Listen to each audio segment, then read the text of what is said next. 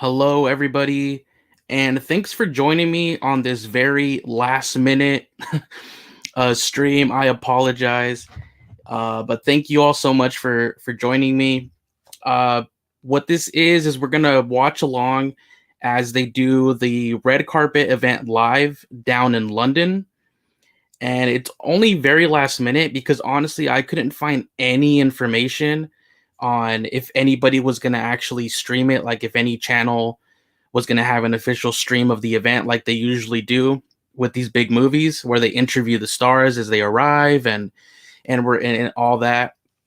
So that's what we'll do. I thought it'd be kind of fun, to kind of watch along with it, but like I said, I didn't know there was going to be an official one until just a few minutes ago. So, thank you all for tuning in on the last minute, but just want to shout out, apparently we got Spider-Man here, Afton Child, Zaina. Hey, and Drew. Drew's not joining us live.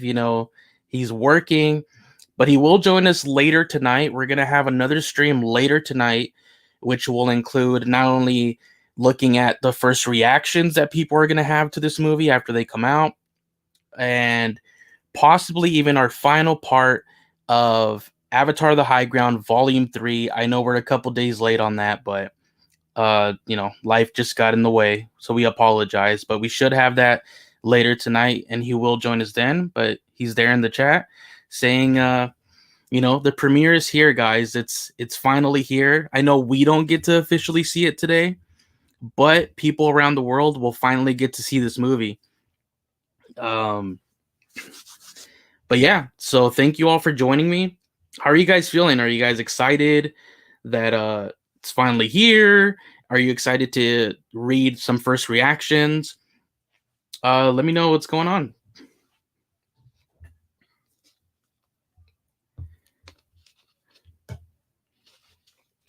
Thanks for joining us, Steve McCoy. He says this should be cool. But yeah, so thank you so much. Actually, did you guys, there's a few minutes before it starts. It starts in about 10 minutes. So the stream should start in about 10 minutes, and then I'll put it up here and we'll kind of watch along together. Just kind of hang out. It's going to be a very chill stream if you guys are cool with that. But did you guys check out all those new images that they released to the press, part of the press kit? And there's like seven cool images. I've only done videos on a couple of them so far, but then because this red carpet, I was like, all right, let me stream this. Spider-Man says, my exams were supposed to be on the 16th, but they got delayed so I can watch the movie opening day without getting worried about failing math. That's great. That's great. Obviously, we got to put priorities first, but that's great, man. I'm glad you get to see that opening day. And Drew once again in the chat saying super excited it's finally here. So close to getting to see it in theaters across the world. What a long wait. Indeed it was, Drew. 13 years. And he says, where's your co-host? I miss the guy so much. Everybody just say hi to Drew in the chat. Interact with him while he's here with you guys for a little bit. But yeah, just fire in comments, questions, whatever. We're just going to kind of hang out. When this starts in about 9 minutes, we'll just kind of watch along.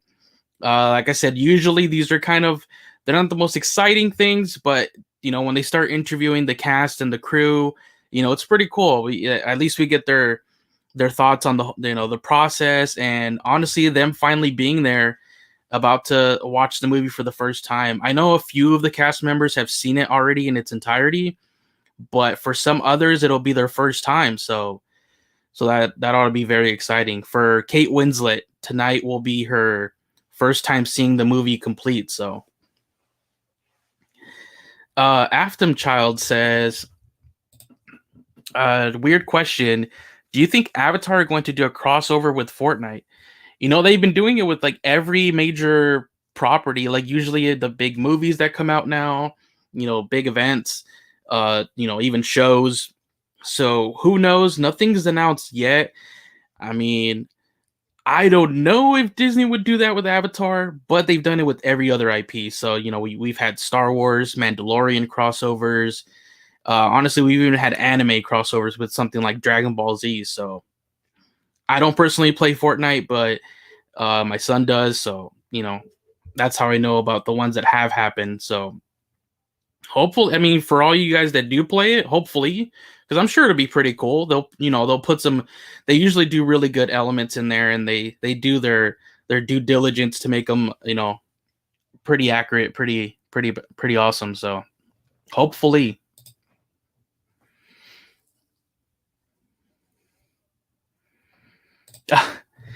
Afterchild says that actually wouldn't want that to happen. That it would be one of their nightmares. I mean, hey, for people that enjoy that game and are fans of Avatar, I mean, you know, whichever whichever way they choose to support it, or show some love for Avatar, it's all good.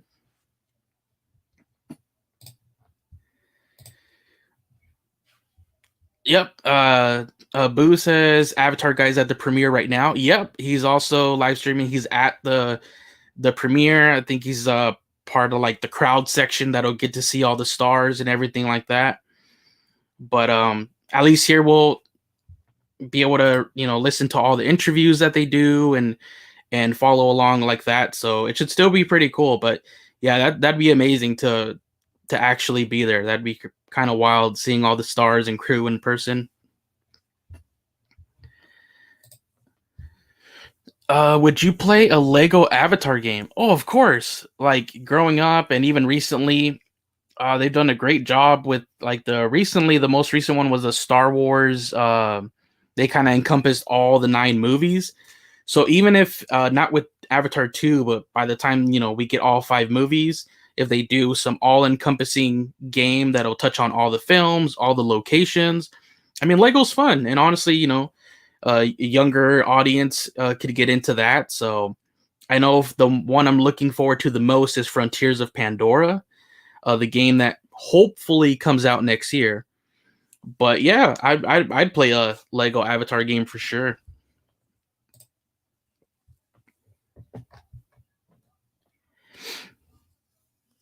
But while we're waiting for another 5 minutes, I'll bring up some of the new images that came out yesterday as part of the press kit. So I did a video on this one here of Kiri. Nothing completely wild, but we do see once again that she is wearing the necklace that Grace wore during the first movie. She's at the seawall terraces that we've seen in like the teasers and the trailers. They form sort of like natural pools there for the Metkayina. And a beautiful one here of the Tulkun. This one was incredible. Ever since seeing that the cover to the art book that's coming up as well, with Loak and Payakan there jumping out, I was just like, I really hope they do some of these in the movie itself, because they're just like works of art unto themselves, and they are. We see it in the trailer, when the Tonowari's flying with the skim wing and the Tulkuns come out, and then this shot here. So incredible.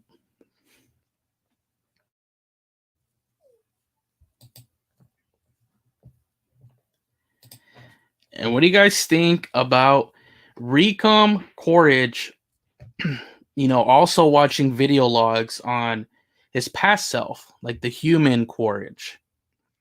I haven't put my video out on this one yet, but I did zoom in there and like the screen.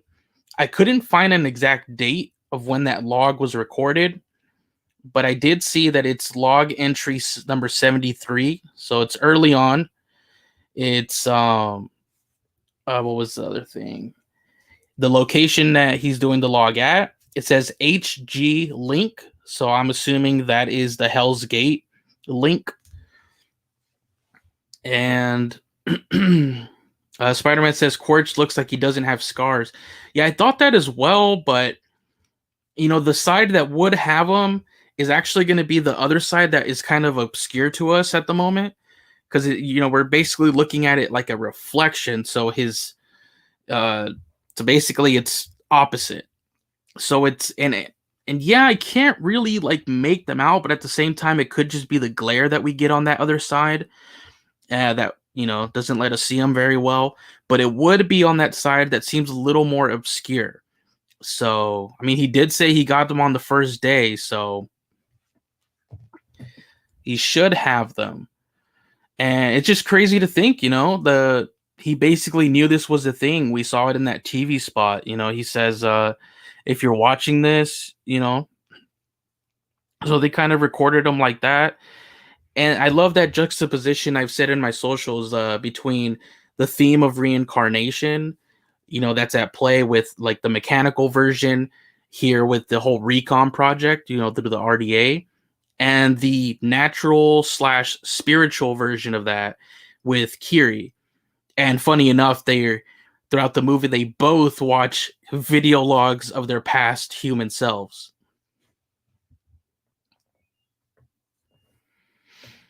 Afterchild says, "Are they in space?" Yeah, this is actually them traveling. In the video I'm gonna have coming out, I'm reading a section out of the press kit. I might touch on some things later on tonight, but the press kit gave a lot of information, and one of the pieces of information is that we know they came with an armada of ISV ships. So basically, in the beginning of the first Avatar movie, that the ISV that you saw Jake traveling on to get to Pandora, they're traveling with a lot of those, and basically the leadership of those is called the Manifest Destiny.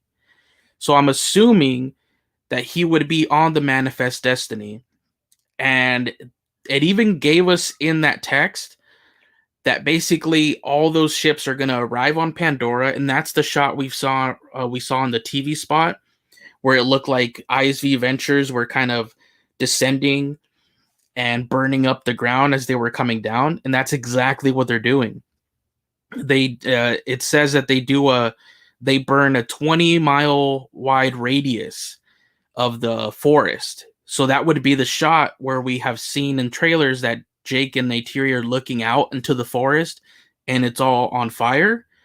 Those were caused by these, and that's where they built up Bridgehead City. So basically, they scorched it as they were landing, and they say that instead of having all the capsules with the everybody traveling, the scientists and things like before, the people that were there for the Avatar program, now they arrived with what they call the sling load, which is basically kind of like a huge building, like a 30-story tall building that also is like a crane at the top, and these will all land and be placed around where was Bridgehead City, and inside of these 30-story towers will be like vehicles, personnel, and everything will come out, amp suits. So that's how it'll kind of look like there's already buildings on Bridgehead City, and how they're able to build them even faster because the sling load system itself helps build everything up.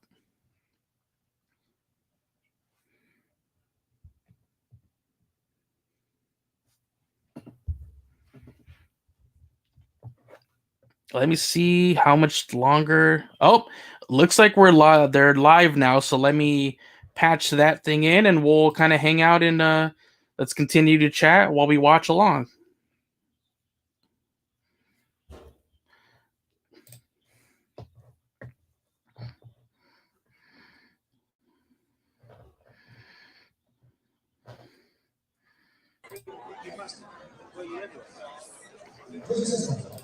Oh, you know sisters. All right, okay, what's the avatar? Nah, Saldana.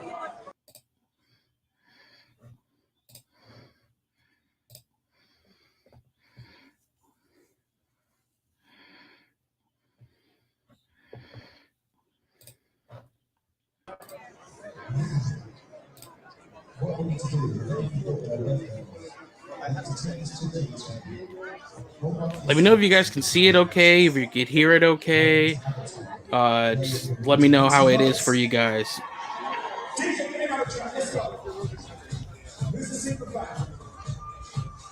You got 3 tattoos. 3 Spider-Man says it's looking good. All right. But yeah, guys, just continue to, if you guys ever, want to continue commenting, asking questions, we'll kind of just have this playing as we just continue to hang out here. But thanks for joining me once again. I know it was very last minute, but yeah, should be fun. I don't know how long these will last. Believe usually they're around at least an hour or two. So we'll see how long it goes for. But it'll be great when we start getting the interviews with the cast and crew. So Okay, so what is it about Avatar that makes you got a tattoo on your top?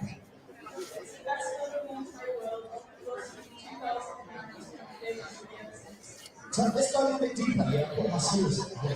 Why is it the best movie in your opinion?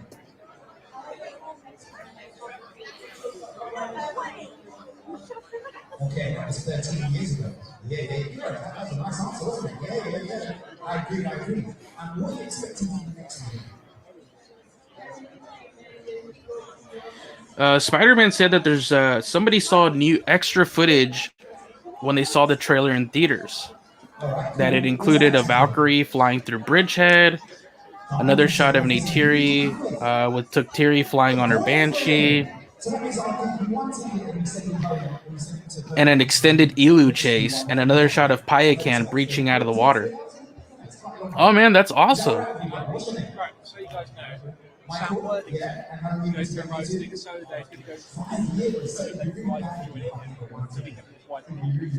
Yeah, I can't wait. I'm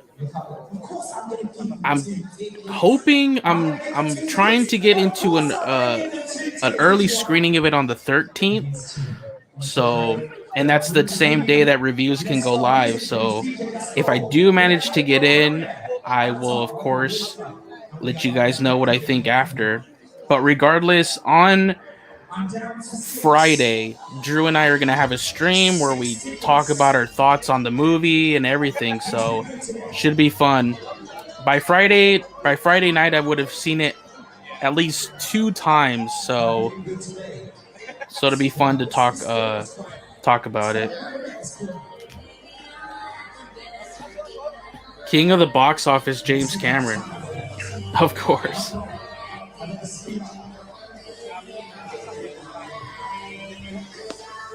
Let me know if you guys want me to turn it down a little bit. I don't know if you guys can still hear me good over the stream. Just let me know.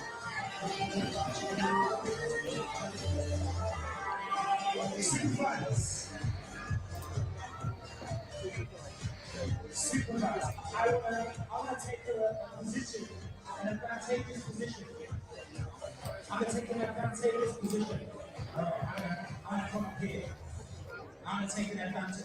Teacher, okay, check. Oh, this is good. This is a good view. I won't be saying why he's super back from up here. All right. Oh, I got love from India in the chat. Oh, thank you for stopping by. Incredible. All right, collectively, yeah. Collectively, you look at the side. Who's going to get 2 tickets from these two? Me, forget about it. You got to do sorry for me. After Child, did I just hear that one music I'm feeling good, aka a remake of I'm Blue? I don't know, I think so. Oh, nice. Spider-Man says they're also from India. Awesome. Thank you guys so much for tuning in. I love, Avatar is just this worldwide IP that we can just join in and talk to each other from all corners of the world. So this is great. When you finish, you keep on letting people buy that. Yeah, makes much sense. I'm going to go one more. He's got a compelling story. Hopefully, the stars begin to arrive pretty soon. I'm scared if I don't fulfill my brief, you're going to hiss and boo me as I look down the stairs. Tell me your story, Mr. Red. Go on then. What's going on? What's your name? From India, yeah. What's the question? What's the question? The question is what makes you a super fan? All right. Very big I wonder if Avatar guy is being asked what makes him a super fan right now, along with these people. What is it about the YouTube Instagram?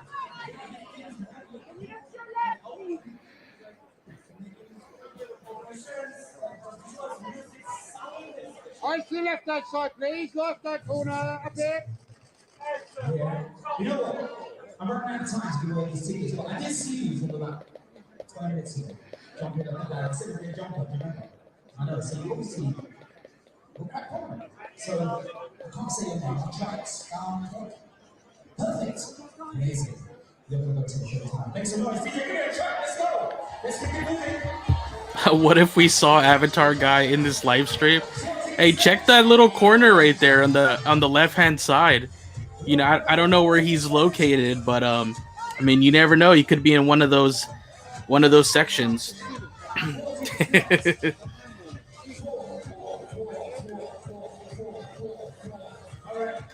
And yeah, I do hear that it's really huge, very popular in India. So that's amazing.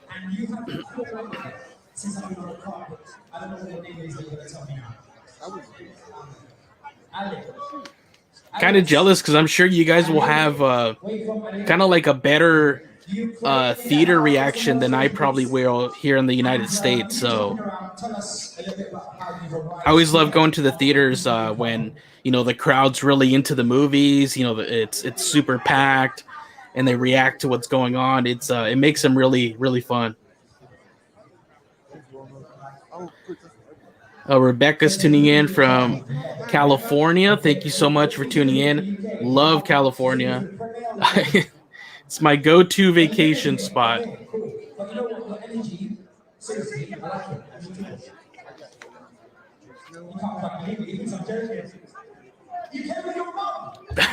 Spider-Man says, so Mr. Avatar guy, what makes you a James Cameron fan?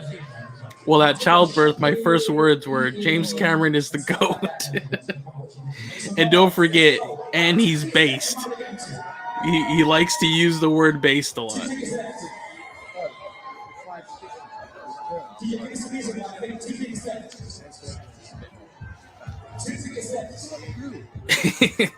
Yeah, Spider-Man, you have a point. If they're too loud, yeah, you could probably miss key dialogue. So you're right. There is a blessing and a curse.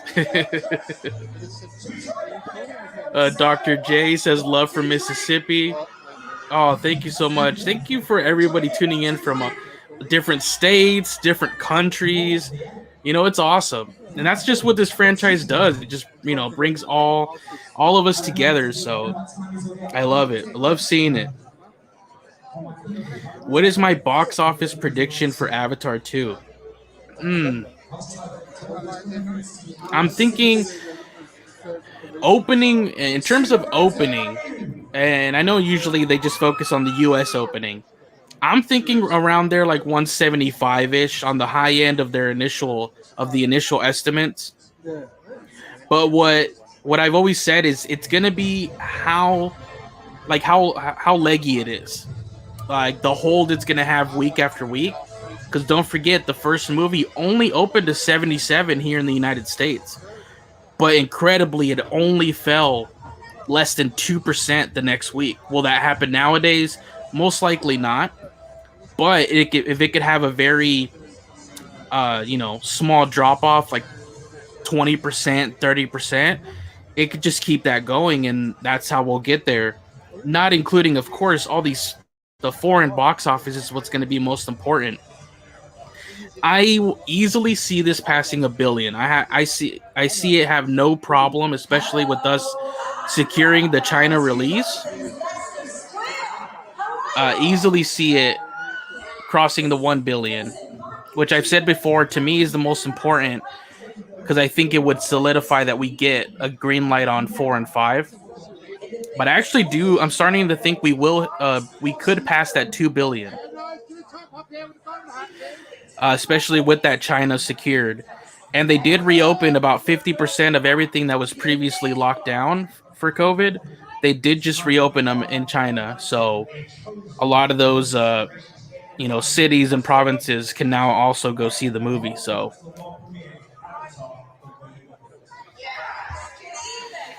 we got love from Tennessee. Thank you so much. Thank you so much.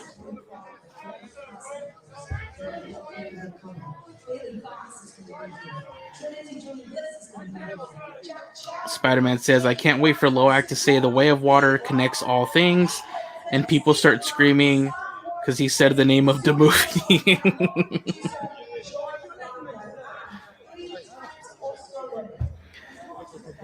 That is one of the most fascinating stories that I'm really excited about following, the Loak and Payakan story.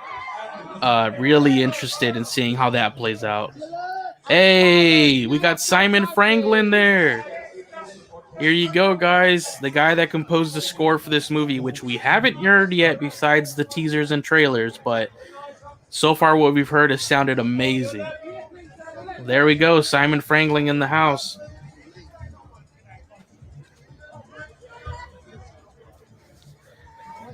In the chat, you guys are Manny's guessing 2 billion plus. I can see it.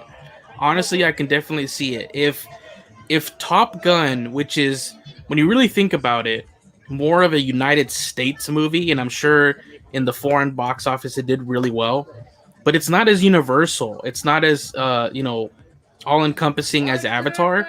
So if Top Gun itself could already muster almost 1.5 billion, I believe Avatar 2 is going to get to the 2.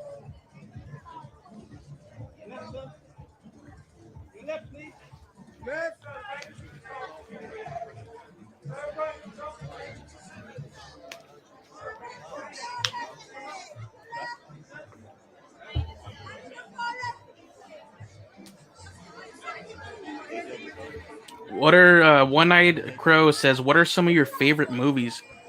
Man, that's very difficult. Very difficult. Because I can change on a day-to-day basis, but I mean, things you're always going to have up there are, of course, obviously, since we're here, Avatar fans. Oh, wait a minute. There's Stephen Lang. There you go, guys. Stephen Lang's in the house.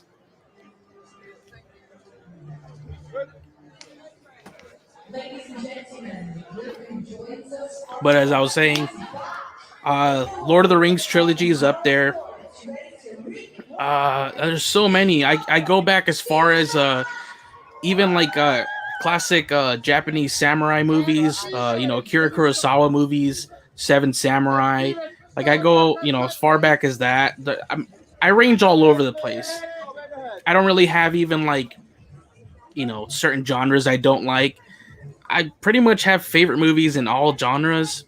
But yeah, so it's hard to pinpoint. I own hundreds, maybe thousands of movies, so it's really hard.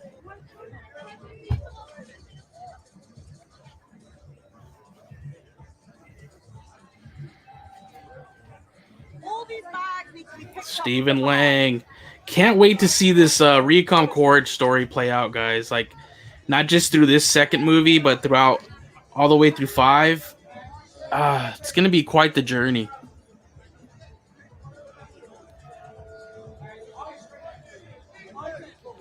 Man, it's incredible.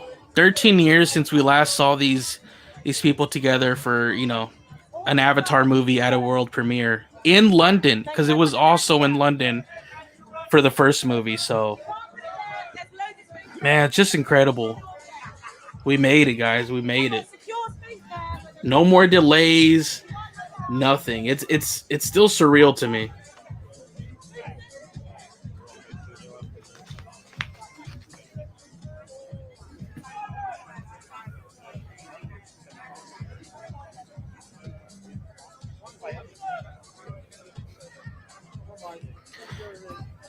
Oh, I apologize, Johnny Mac. I have not finished the last 2 of the adapter die, but we were actually talking on a previous stream that me and Drew might just tackle those 2 issues as part of a live stream with you guys. So I think that's how we'll cover it. It'll just have to wait till, all the craziness of the release of the movie itself. So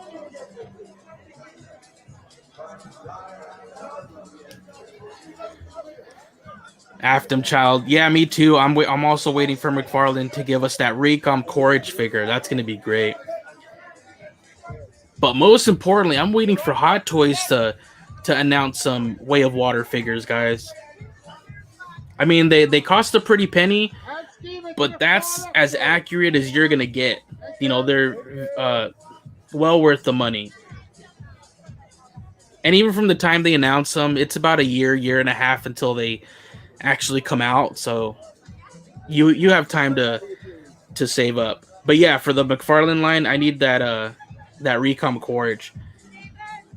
Got to get that Wave 3 after the movie comes out, because I think that's where it'll include more like spoilerish figures.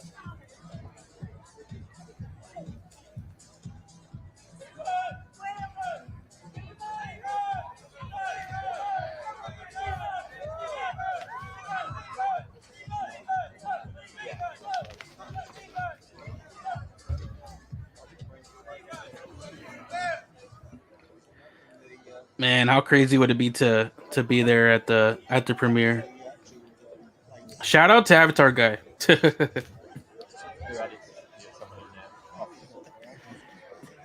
And I read that if you managed to secure, they were like blue wristbands.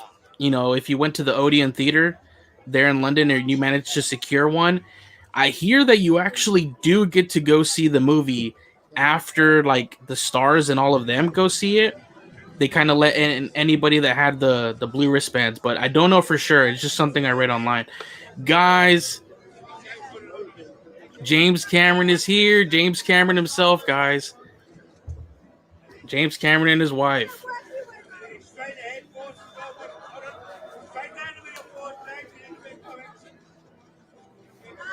And how surreal do you think this is for him right now? And all the hate for 13 years that we've gotten on the first movie, the constant, the ridicule on the delays. Can you imagine? He's about to throw down the hammer with finally revealing the movie to the world. I'm sure it feels incredible. Especially if you got something truly special, and I'm sure he does. Oh, it's got to be so good. Exactly. The goat's here. The goat.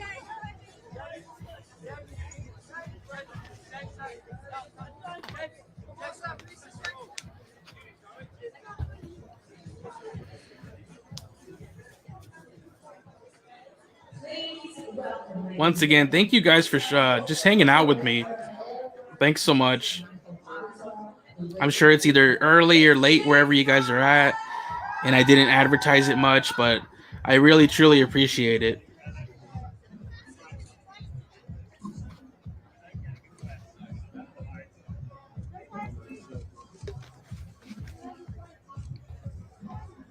James, just your left-hand side, please. James, to the left-hand side, please. James, just your left, please. James, to your far left-hand side. Pose for them, James. Pose for them.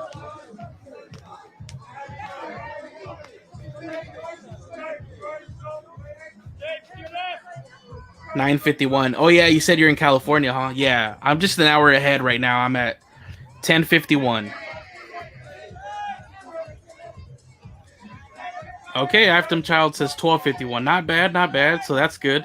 At least for us, it's a pretty decent time. I'm curious, what time is it in India right now?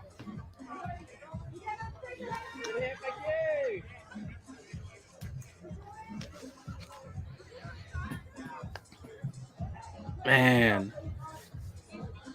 what a moment. Soak it in, Cameron. Soak it in. What a moment, guys.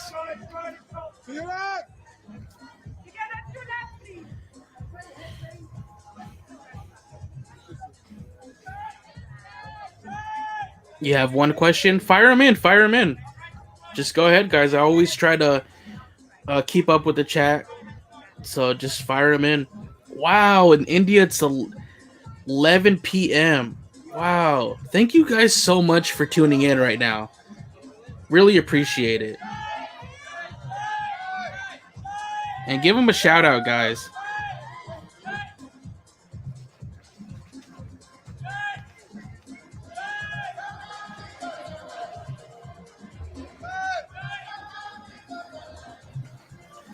Are they only giving the tickets to the fans who are like crazy about them? Like, you mean like those the wristbands I was talking about for the premiere, or tickets to like advanced screenings?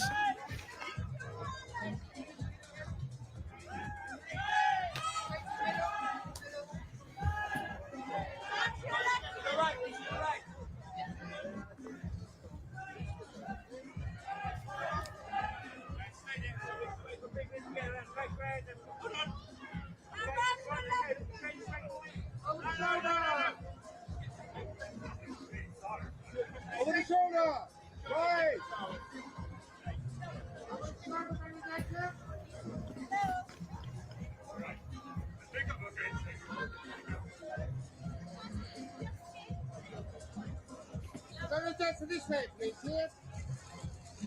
If any of you guys know these stars that I'm blanking on, or just throw them in the chat so people know. Because you also get a lot of celebrities and people that weren't necessarily in the movie that are going to show up to they got invited to the world premiere. So if you guys know who they are, just drop them in the chat.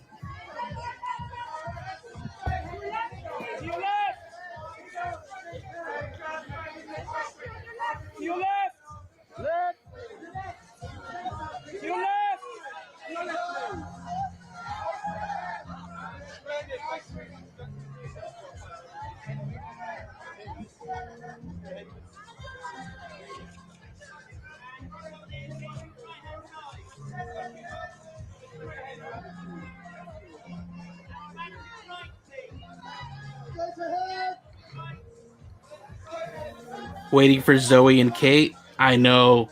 And actually they've teased that, they're going to kind of butt heads a little bit in the movie. So, two strong women. That'll be interesting to see that play out. But I'm sure like we've kind of seen in the TV spots and the trailers, by the end of the movie, they seem pretty, pretty friendly when they're in that final battle. So they're going into battle together. Put those differences aside.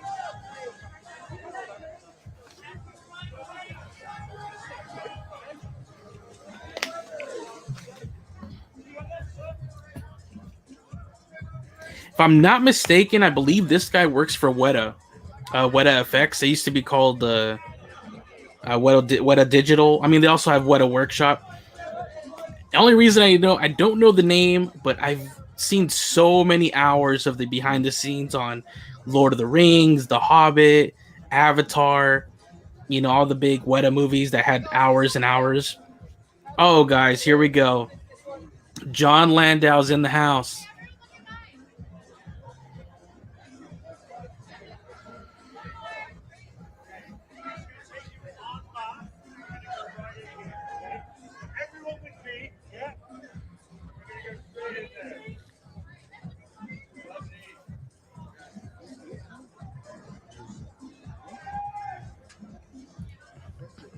Afton Child says, if Oscar Isaac shows up, I would ask him about the Metal Gear Solid movie. You're funny. I mean, I'm sure I'm going to be tuning into that movie because those early games, those Kojima games were insane. They were awesome. Jon Landau, guys.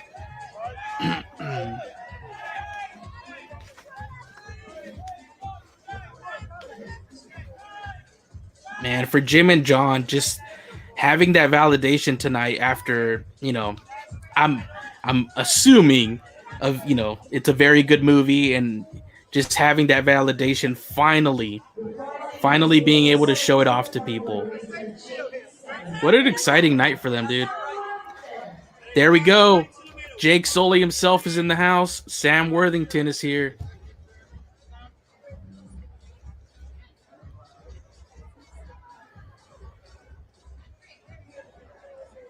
Guys, welcome to the Box. I'm joined by the man himself, Oscar winning director James. It's you, I'm talking about.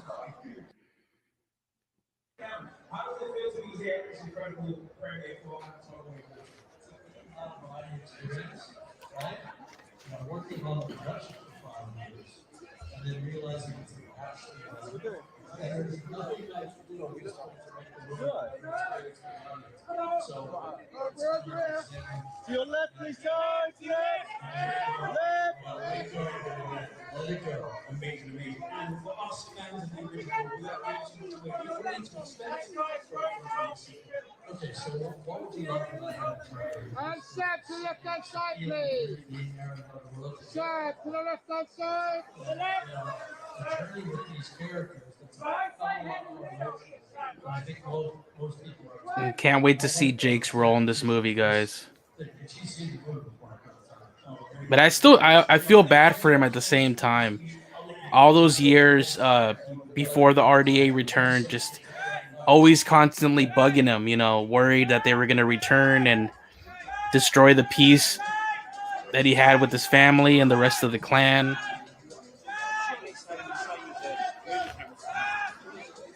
I feel it's going to leave us, super happy and elated. But at the same time, I feel in some ways it's gonna be heartbreaking. It's gonna break our hearts.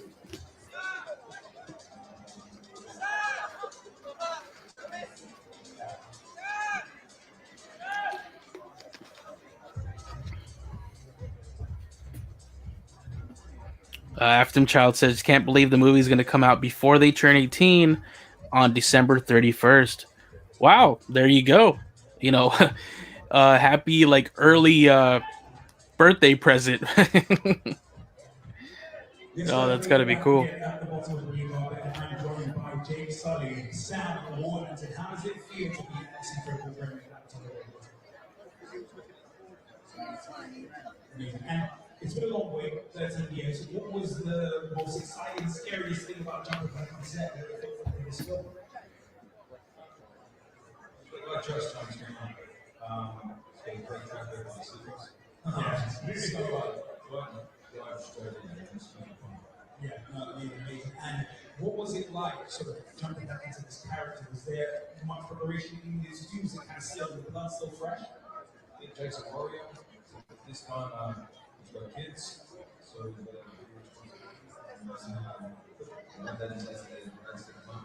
Amazing, amazing. Well, James, thank you so much. Sorry, Sam, thank you so much for your time. Thank you so much. Take care.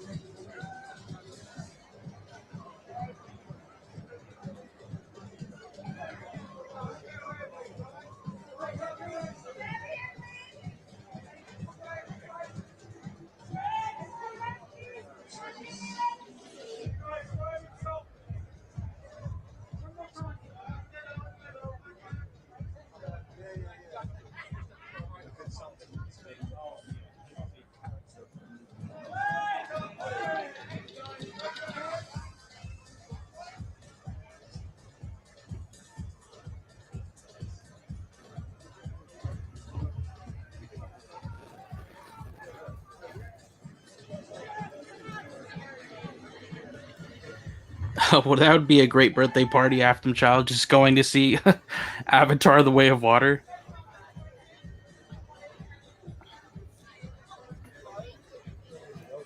Hey, Andy Serkis is in the house.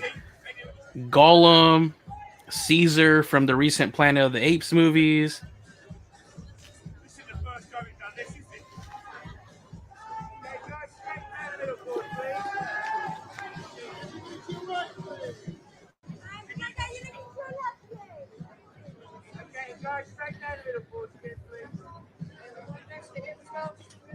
Well, no, I think John Campea stopped going to premieres. He said, and then this one is all the way in London. So,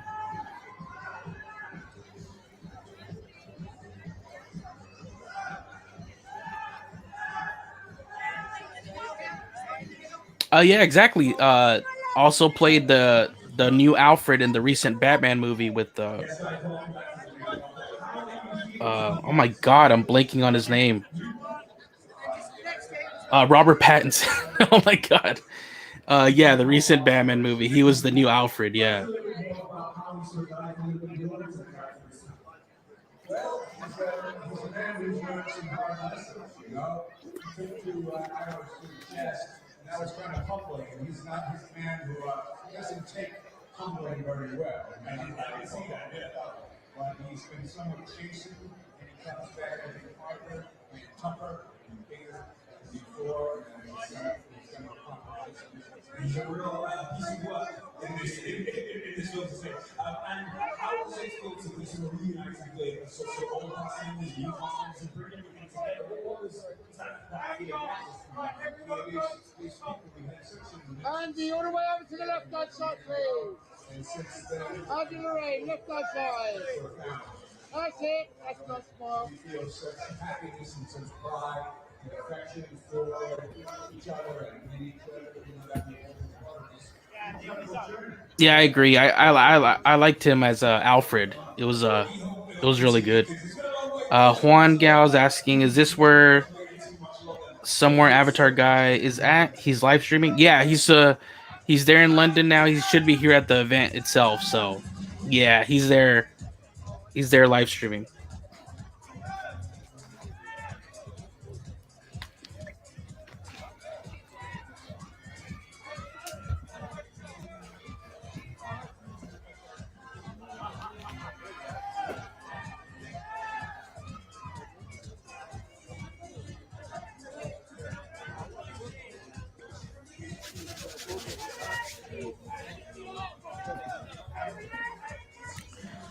So, question for you guys: what do you think the reaction's going to be today after the movie?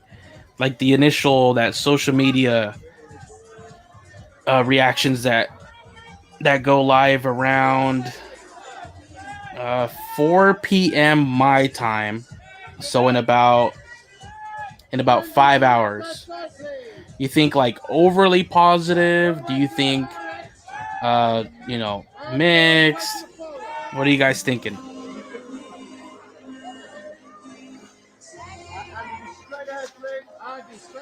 Hassan says, I'm quite nervous about the reactions.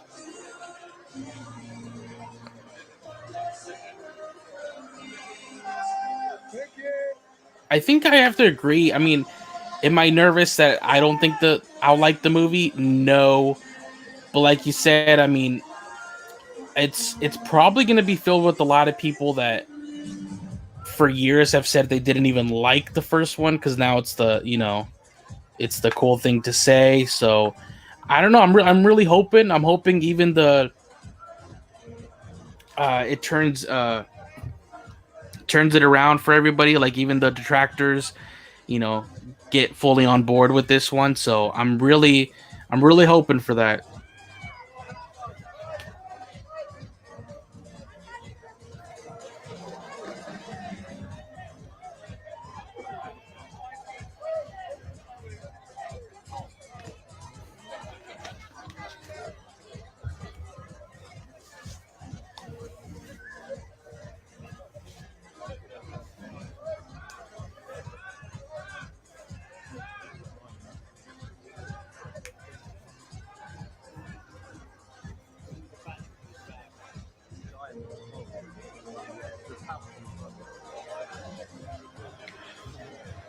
Oh, Spider-Man says, heads up, James Cameron's official account posted a behind-the-scenes montage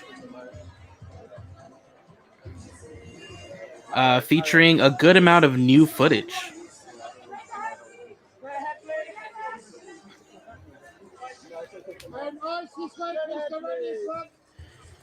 Oh, we'll have to definitely have to check that out. and that's something I want to see more of too. I'm really, really anxious to see like the behind the scenes stuff. So I can't wait till hopefully the future full length documentary on it, because I mean 13 years of work, all the innovations they had to do for this movie, all the free diving, that'll make a great behind the scenes documentary. I can't wait for it.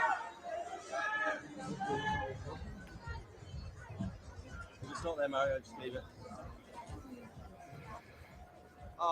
Just leave it. It's fine. Yeah.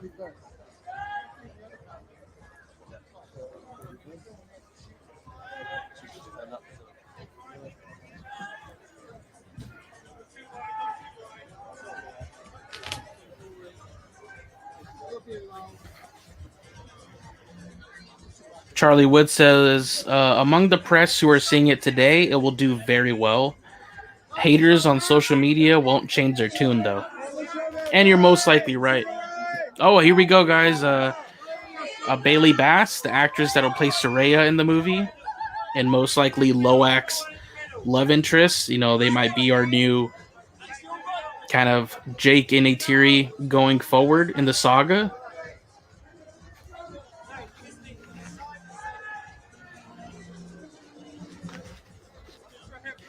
And we've seen from footage that even Tsireya has her really big smile and even the dimples. So they really did a phenomenal job with all the performance capture and how it translated to the actual finished models and renders.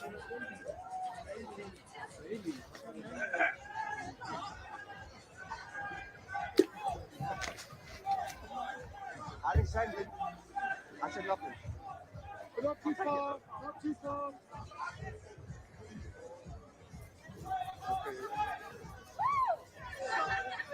Bailey, straight ahead. Bailey, straight ahead, please. Bailey, come on in front of me, please.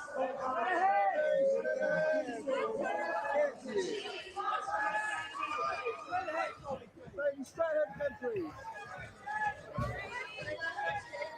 Okay, guys, welcome back to the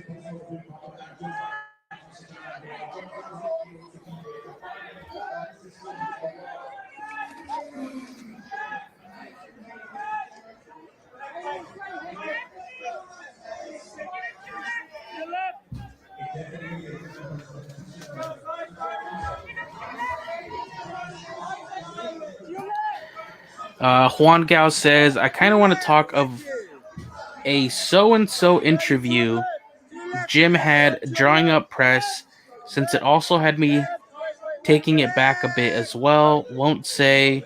Wonder if it has an effect on people watching.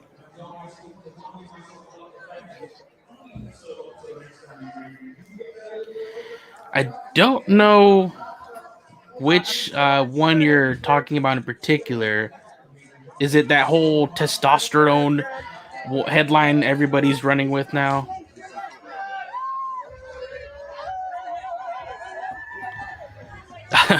The cast showing off. Indeed. Oh, here we go. We got Nethiam's actor, Jamie Flatters, I believe.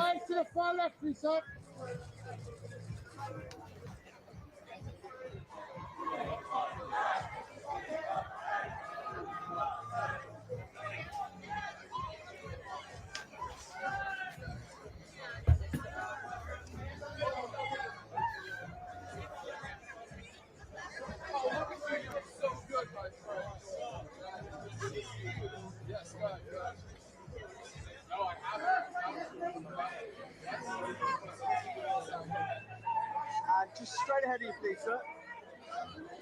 Straight ahead. And go ready front side, up here. And again, this one on the left.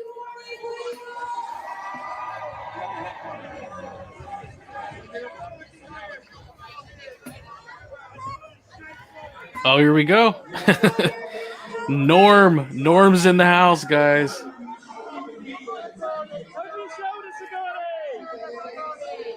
Who we haven't seen pretty much any of, besides a little Where's Waldo in one of the TV spots, but that was a flashback scene, so we haven't seen any footage of Norm in the present time that the movie takes place in, so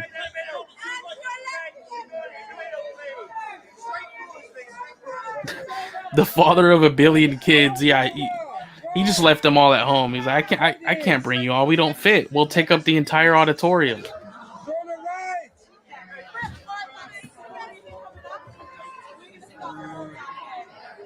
Oh, guys, Kate Winslet's here. I believe the other one was, I think it was Sigourney Weaver.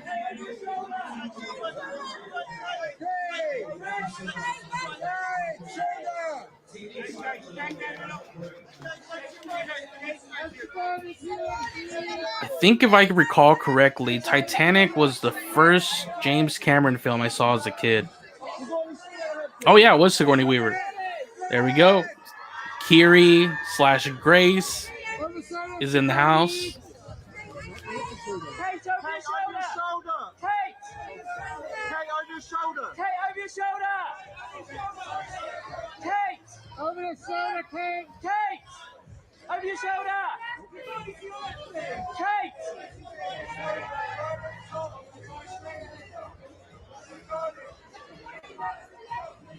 Sigourney to your left! Sigourney!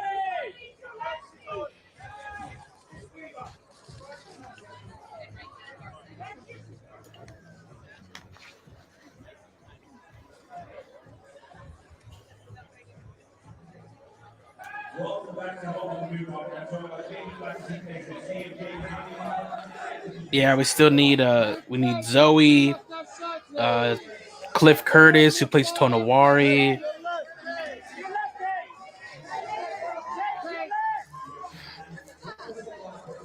A few of them yet to go.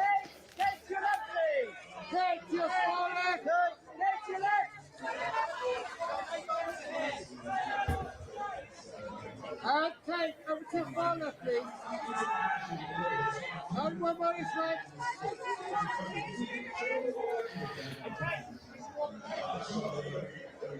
And also crazy that they shot most of all the performance capture for this movie was like about 5 years ago, guys. Can you imagine? 5 years ago, they started actually filming it.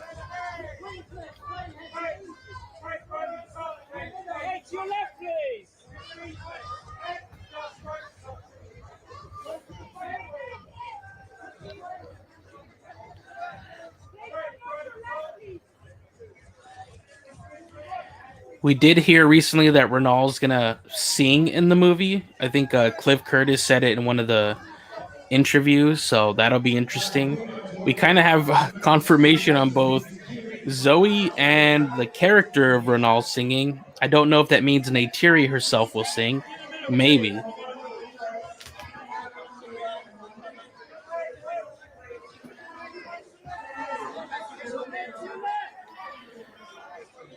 And here we got Jack Champion, Spider, Miles, Spider, Socorro.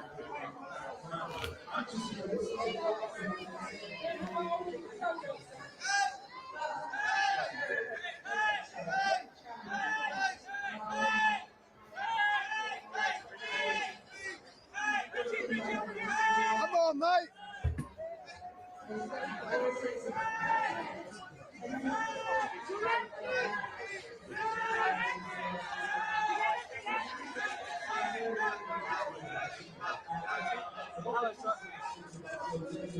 Straight ahead, please. A couple more. Straight ahead. Jack this way, please. Over here, please. Jack this way, please. Jack to the right, please. Left, Jack.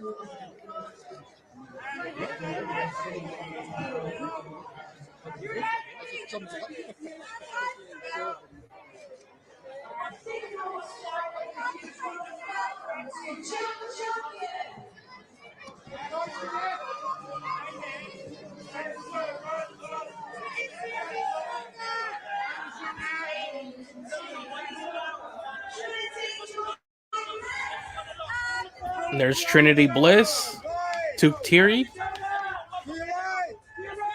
Shoulder right. Shoulder right. who I believe was around 7 or 8 when they started filming, and was only months old when the original one came out.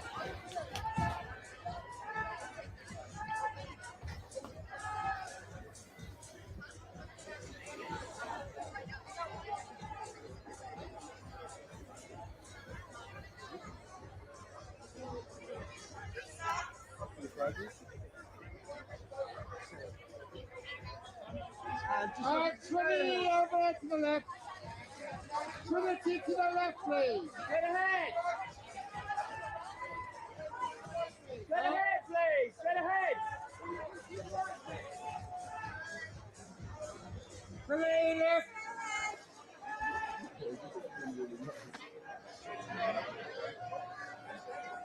Right there.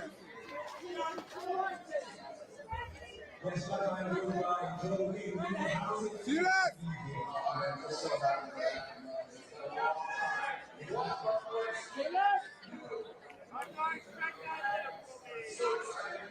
your left.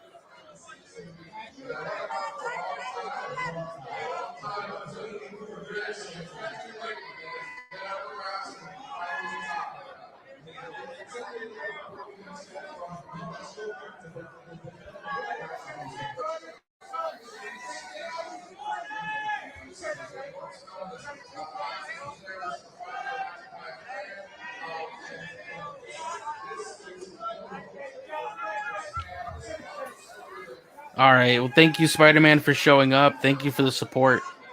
We'll catch you on another stream.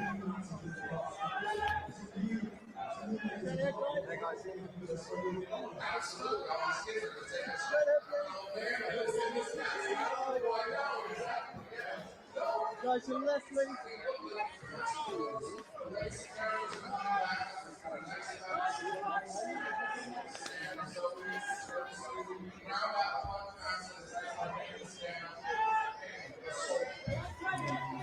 It's like they're all about to board the Titanic.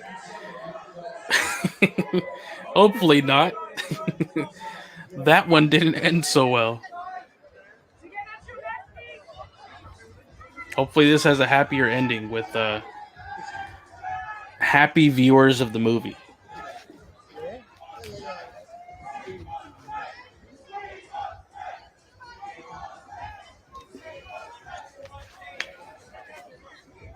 Hands are going away to the left, please. Far left.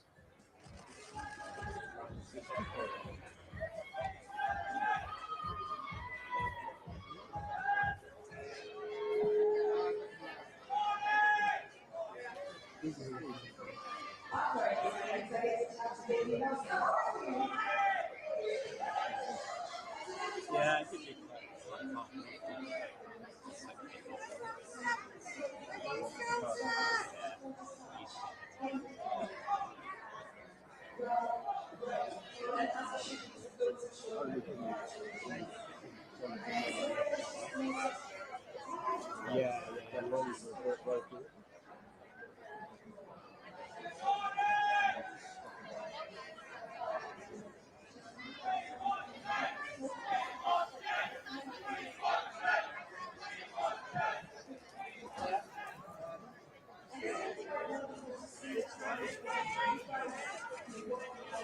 Straight ahead. Straight ahead.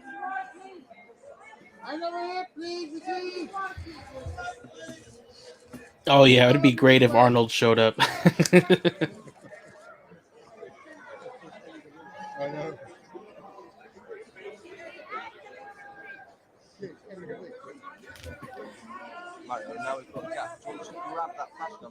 I'm actually, guys, I'm gonna switch it to a different stream because I think I found one where we actually can see the interviews of the actors themselves. So let me switch over.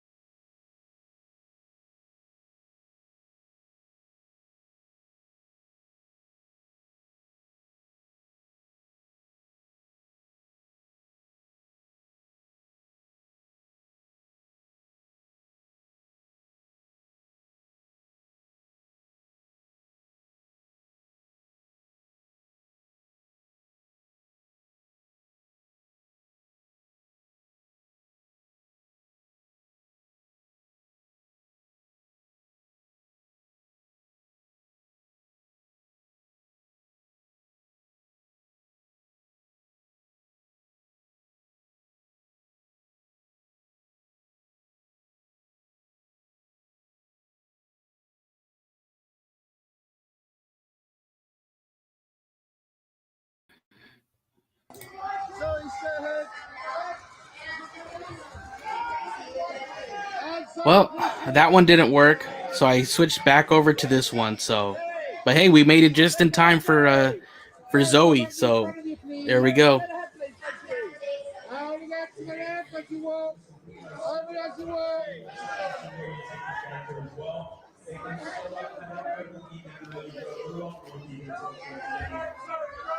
Cherry to your left. Cherry to your left. Sully, to your left.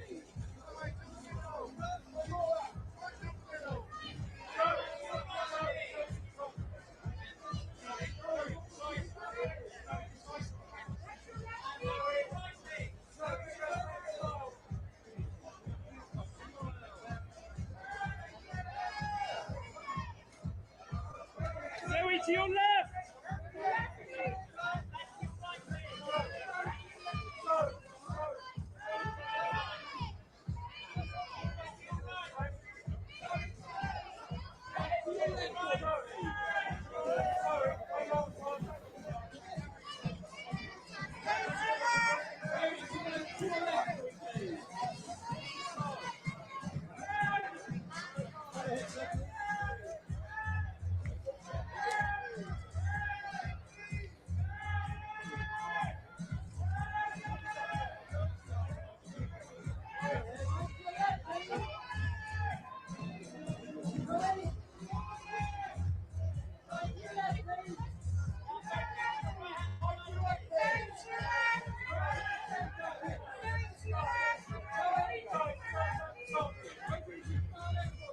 Cherry to your left.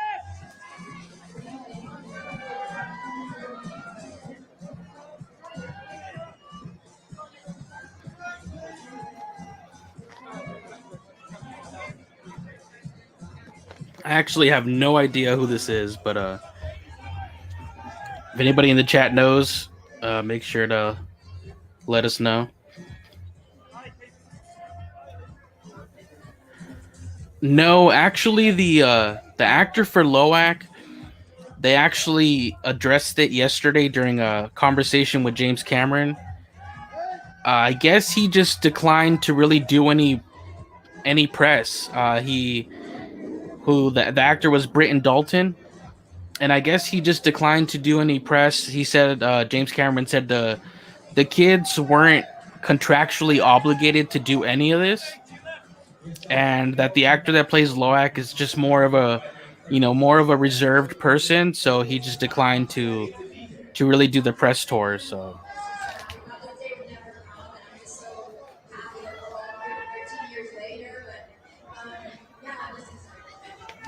Like you said, 13 years later, how difficult of a job is it to jump back into Neytiri and push her further along in this? What's difficult was that I was older than I was back in 2006, so my body took a little more time to assimilate all the training that I gained in 2006. And then to learn new skills, which is freediving, that also took a little more time. And what was it like to be doing actually doing this?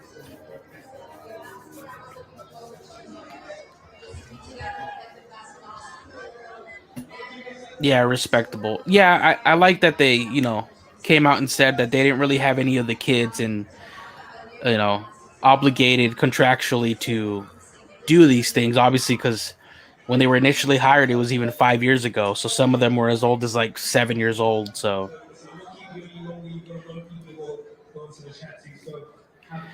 but no conspiracy, no bad blood. It's just more of a reserved person, which is completely fine. Still super excited to see Loak in the movie itself. So.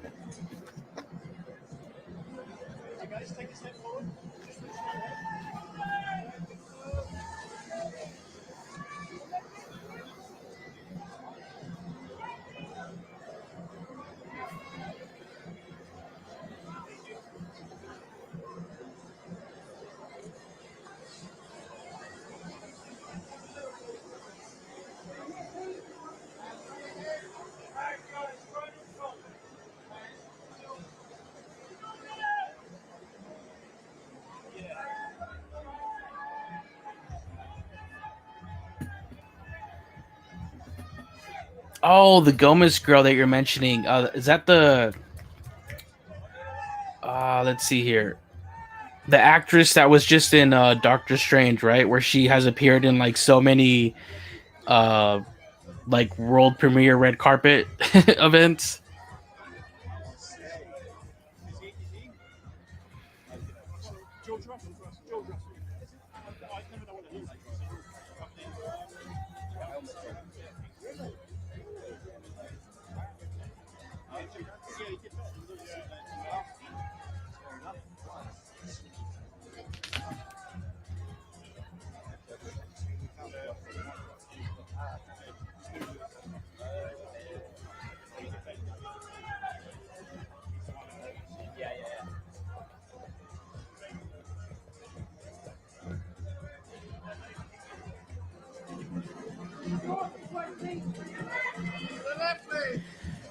I assume the movie will start relatively soon, maybe within the hour,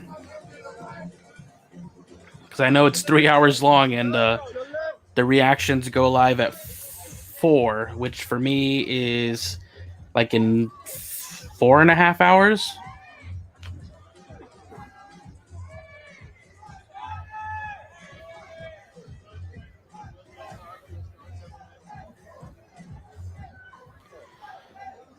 No, so far I haven't seen Xochitl Gomez, but somebody was just wondering if they were gonna show up because they always show up to these big premieres. Mostly the MCU Marvel movie ones.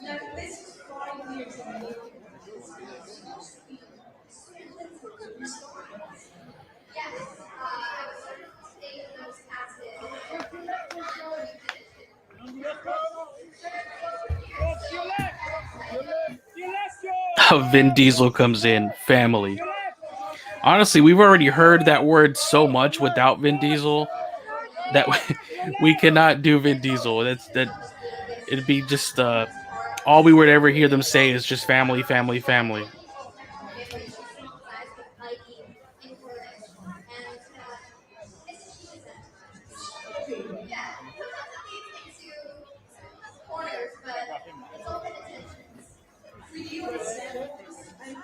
I wish there was a live stream with actually showing us these interviews that we kind of hear a little bit in the background, but wasn't able to find one.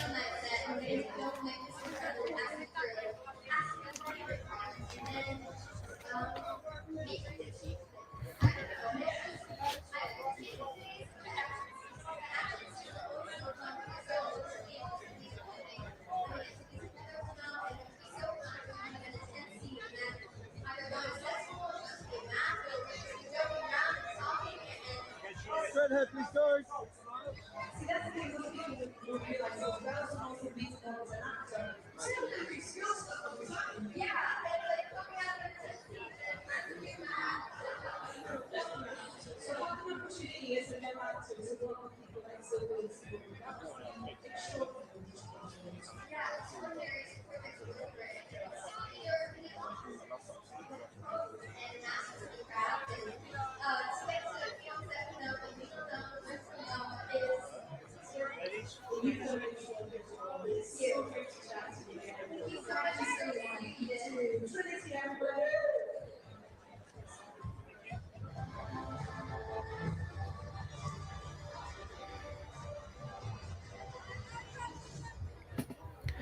Yeah, it was only why I didn't live stream his, just because I felt it'd probably be a little hard to tell what's going on, because I'm sure it's just like him trying to hold up the phone or the camera, but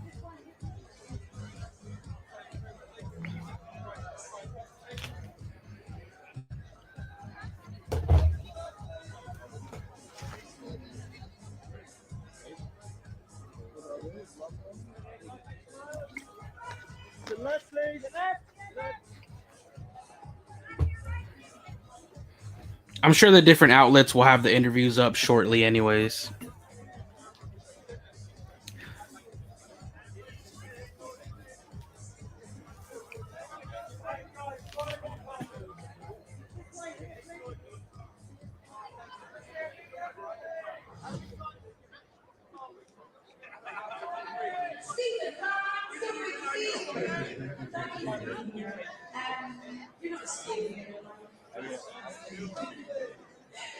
No, you're just to the left where you go. Your left. Your left. Your left.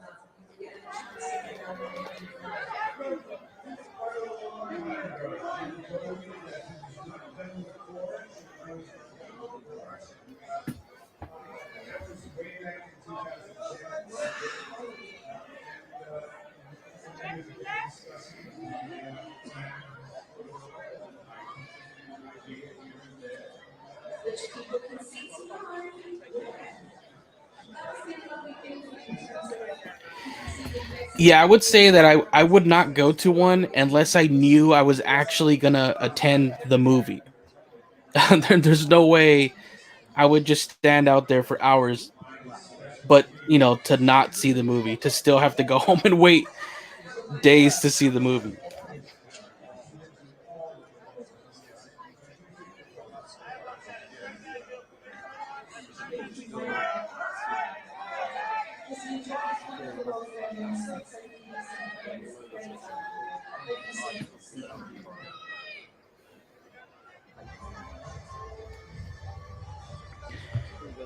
We did get. Have you guys looked over the press kit that came out for Avatar: The Way of Water? It's kind of like a little kit that mainly directed for people in the press that are going to cover the movie. So it gives them a lot of information.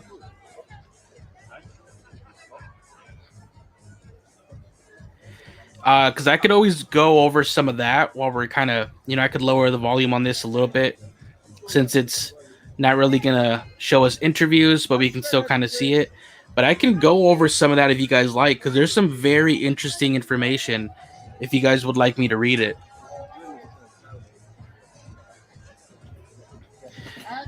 All right, I'll go over the press kit. So I'm actually going to lower the volume on the actual stream that we're watching, and then I'll read the press kit to you guys.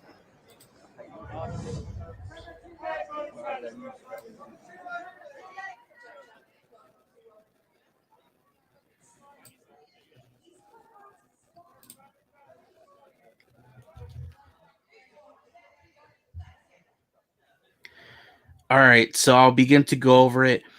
And just really quick, Juan Gao asked, "What's this press kit?" It's mainly kind of like information for the press. Anybody who's going to cover the movie. So it kind of gives them like a 101 on the movie, the cast, things like that. But it's 39 pages long. That's how long the production notes. So these are the notes that they would give to anybody that's officially labeled as the press that are going to cover the movie in case they want to read up anything they want. So it covers many different topics. About 15 of these pages are like really important. The rest after that, 16 through 39, are just information on each of the cast members, who's James Cameron, who's this actor, all the behind the scenes crew, who they are, things like that. But the first 15 pages, or 14, sorry, are really good. So I'll start going over them. So it starts with production notes. 13 years ago, Academy Award winner James Cameron introduced moviegoers to a world unlike any they'd ever seen with his breathtaking epic Avatar. Now the visionary filmmaker is inviting audiences on a brand new cinematic journey with the highly anticipated Avatar: The Way of Water. Sam Worthington, Zoe Saldana reprised their iconic roles, playing Jake Sully and Neytiri, now living parents doing everything they can to keep their family together. When unforeseen events displace them from their home, the Sullys travel across the vast reaches of the moon, Pandora, ultimately fleeing to territory held by the Metkayina clan, who live in harmony with their surrounding oceans. There, the Sullys must learn to navigate both the dangerous water world and the uncomfortable dynamics of gaining acceptance from their new community. And then the next blurb just kind of goes into who else has joined the cast for the sequel. But let's start going into the section they call Inside the Story. Let me kind of lower the volume on this stream even more. It's a little distracting. All right, you guys can hear me good? Everything good? All right, so in this section called Inside the Story. This is to give the press, information on what the story is going to be about. And first, it's a little information, on the daunting challenge of making or, deciding to do the sequels, things like that. Let me get to the good part here.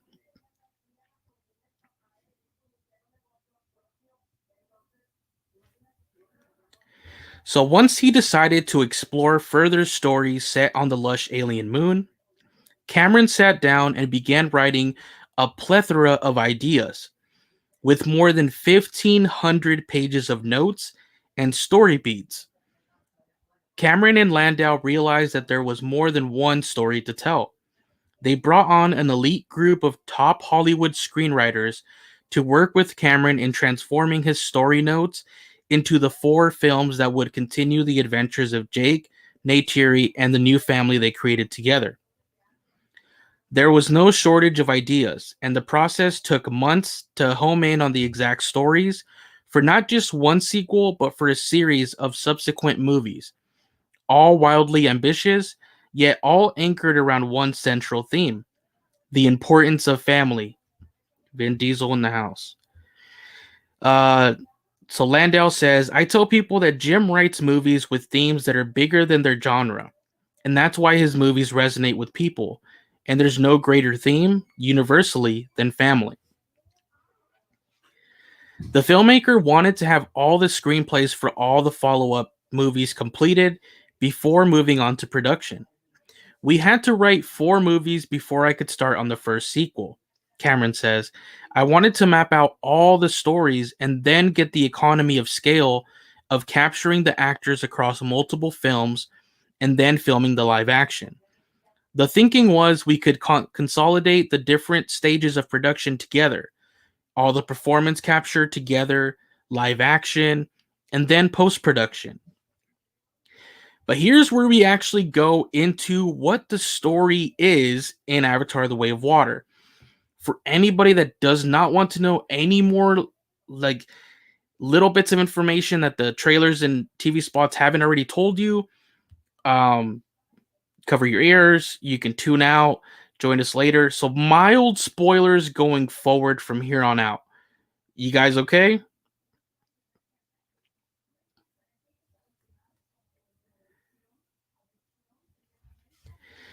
So it says, heroic Jake Sully, having begun Avatar as a paraplegic Marine, grieving the death of his twin brother and desperately searching for a new path, now begins the Way of Water. As the happily married patriarch of his family, let's see where to go. I looked at the chat for a second and lost my place. And the head of the Metkayina clan, fully inhabiting his Na'vi body, family is our fortress. He often reminds wife Neytiri and their children, Netayam, Loak, Tuk, and adopted teenage daughter Kiri. Let's pause here for a second. You see how they don't mention Spider as part of their family? Those who have tuned in to the high ground know why. Because he actually has, an adopted human family. It continues. Much to Jake and Neytiri's chagrin, their kids often hang out with Spider, a human child orphaned by the war and too small at the time to return to Earth. The Metkayina clan has lived a rather idyllic life for more than a decade before a growing star in the night sky signals the return of the human invaders. When human forces and massive destructive equipment land on Pandora, that's where we touched upon earlier, the ISVs, and they brought a bunch of equipment. The Sullys and the rest of the Metkayina are forced to create a secure stronghold in a giant cavern located within one of the massive floating rock formations that are part of the Hallelujah Mountains. And that's why when we've seen those images of them, it kind of looks like you can see rock work behind them, like in that scene where, Neytiri and Jake are discussing potentially leaving the forest and the clan behind. and him saying the line, this family is our fortress. You can kind of see that it makes sense. They look like they're inside of a cavern that's, I guess, inside of the floating mountains. That's kind of crazy. So we'll continue. The Sky People return to Pandora not just to run a mining operation to strip the moon of the valuable mineral known as unobtainium. Instead, the RDA returns in force with the added objective to colonize the entire moon and make it the new home for humanity, as Earth is on the precipice of no longer being inhabitable, which we found out from the 2-page spread on Bridgehead City for the upcoming DK visual dictionary for the movie. So we knew that part. Destroying a large swath of forest, the RDA erects a giant walled city on the ocean's edge called Bridgehead. Leading the RDA's on-world assets is unyielding General Francis Ardmore. In addition to having an armada of weaponized land, air, and sea vehicles at their disposal, the RDA has brought with them a secret weapon, an elite team of soldiers resurrected as recoms, or recombatants. Recoms are autonomous avatars embedded with the memories of the humans whose DNA was used to create them. Leading this fighting force is Recom Colonel Miles Quaritch, played by Stephen Lang.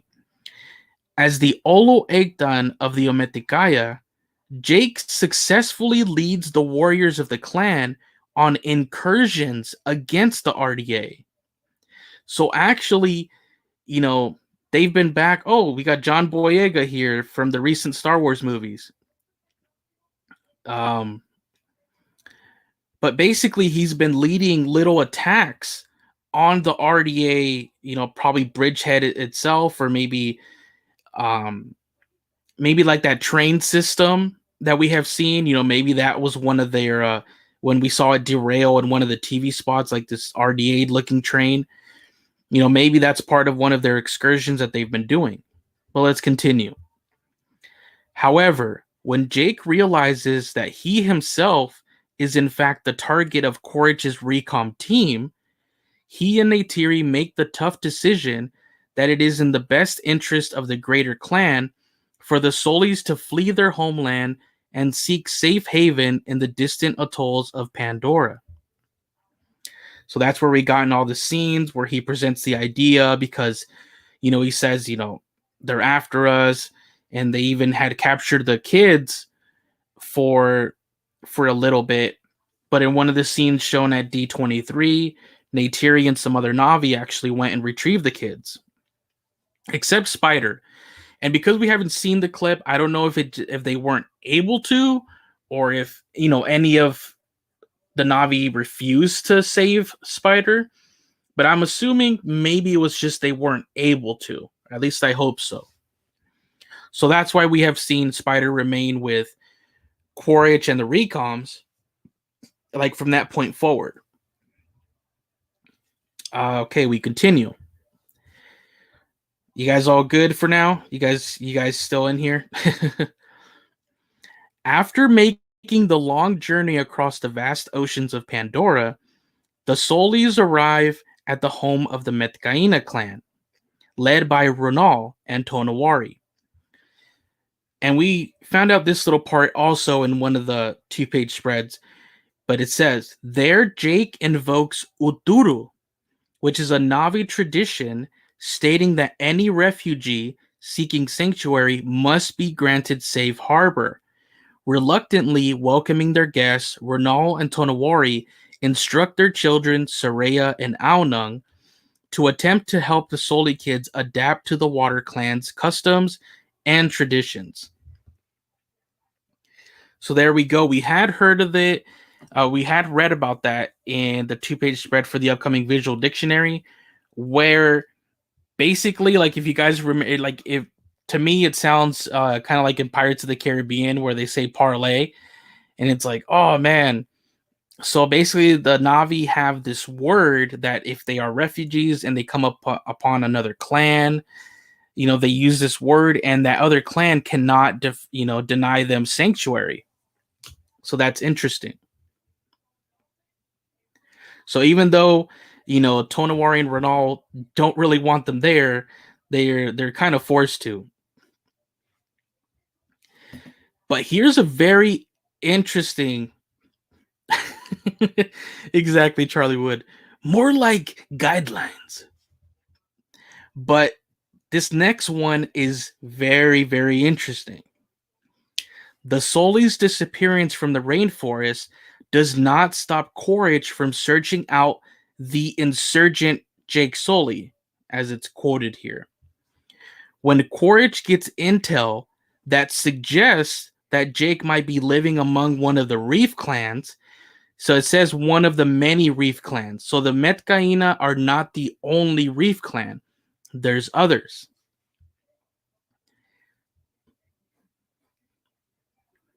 Somebody's asking, where is the Avatar 2 red carpet event? It's in London. So this is all right now from, I believe, the Leicester Square in London is where they're holding this premiere. And it was the same location, I believe, for the very first movie as well. So let's continue here. So after he hears the intel that he might be living among one of the many Reef clans, Quaritch's pursuit leads not only to an epic... Wait. He turns his focus to ravaging Reef Village after Reef Village in search of his nemesis. So right away, do you guys remember, obviously, the image or the scene, the shot from the trailers where we've seen what looks like the Metkayina village burning, and we see the spider walking there with the recoms and some of the what we thought were Metkayina, captured. It could be them, but I believe it's what they're saying right here. As soon as he learns that they might be amongst some of these, or one of these Reef clans, he begins attacking one after the other. So I believe we're not actually seeing the Metkayina village burning in those scenes. We're just seeing the village of one of these other clans burning. And that's terrible, because obviously they had no involvement whatsoever. So Charlie Wood says, it would make sense that there would be many Reef clans if Pandora is to reflect Earth. Lots of geography, lots of clans. Yeah, exactly. And then, obviously soon we're going to get into other regions and different biomes completely. So I can't wait till, we start exploring even further biomes and regions of Pandora, completely new cultures, completely new creatures. But yeah. Let's see here.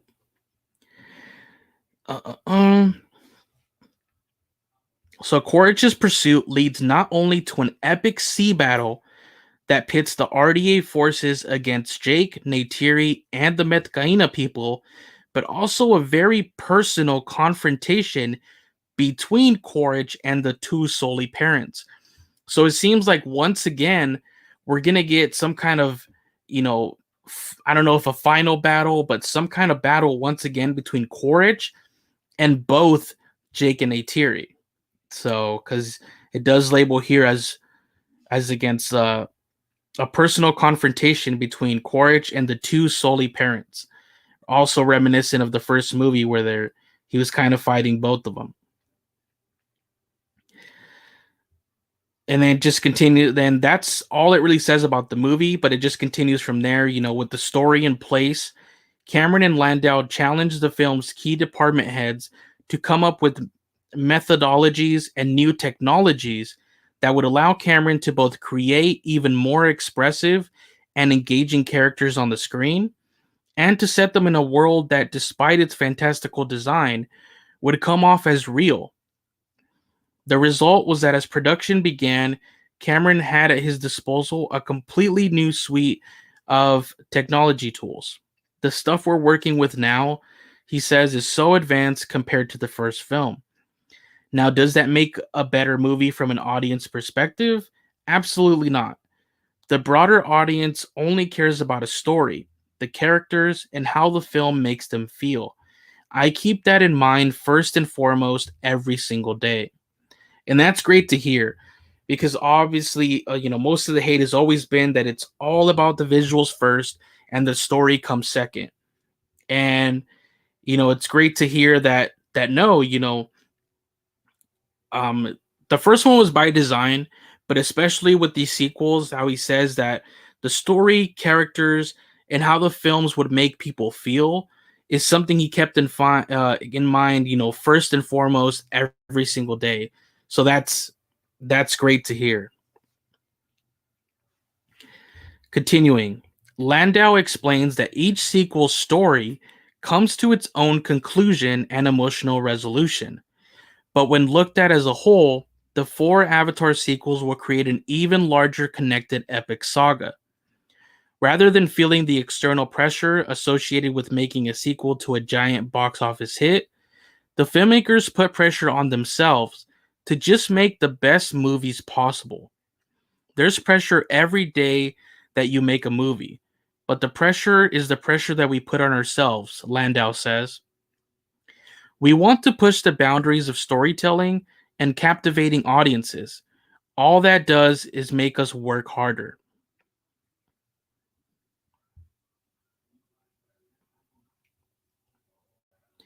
Yeah, exactly. Charlie Wood points the story in Avatar is brilliant. I just do not understand the criticism.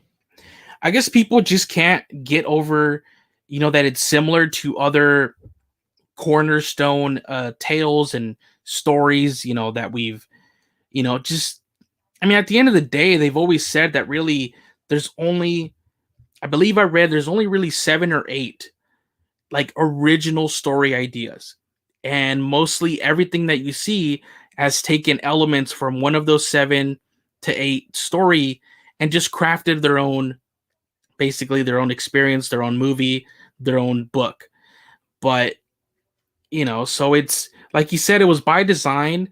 It was so that it could be relatable because worldwide people can understand what is happening, can relate, and things like that. Obviously, now going forward, they know the story needs to be more complex, more layered, and it's gonna be. So it's great to hear that basically that was the plan all along. First one gets you in. It's the Trojan horse that gets you in, and now is where the floodgates open. And I mean, come on, they've already mapped out 4 movies, so it's not like they're just doing one at a time. So we got to trust them, that they have a great epic story to tell. And I love that all the scripts are already written, like they're done, they're final. So that's good. So we'll continue. In devoting years of his creative life to the Avatar films, Cameron says he's determined to make sure the sequels are entertaining and laden with spectacle. At the same time, they're moving and emotional. At the same time, he's imbued them with themes that are important to him. Chief among them, environmental stewardship, and of course, the importance of family. With Avatar and where I've chosen to take the story and open up the landscape and the characters that I've brought in and some of the questions that get asked, I don't feel there's anything that I need to say cinematically that I will not say across these 4 films, he says. And that ends the story here in the production notes on the press kit for the story itself. What did you guys think about that whole section, especially hearing like those other little nuggets of information? They're living inside of the cavern of a Hallelujah Mountain. And then, very interestingly, once Quaritch does hear that they might be among one of the Reef clans, that basically he just attacks one after another. And that's probably what we've seen. I'll continue, but just wanted to get you guys feedback on this like story portion of the press kit.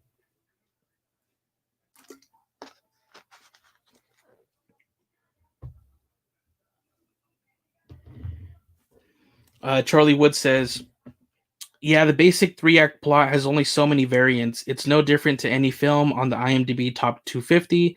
Top Gun Maverick shocked me with how basic it was, and don't get me started on the MCU.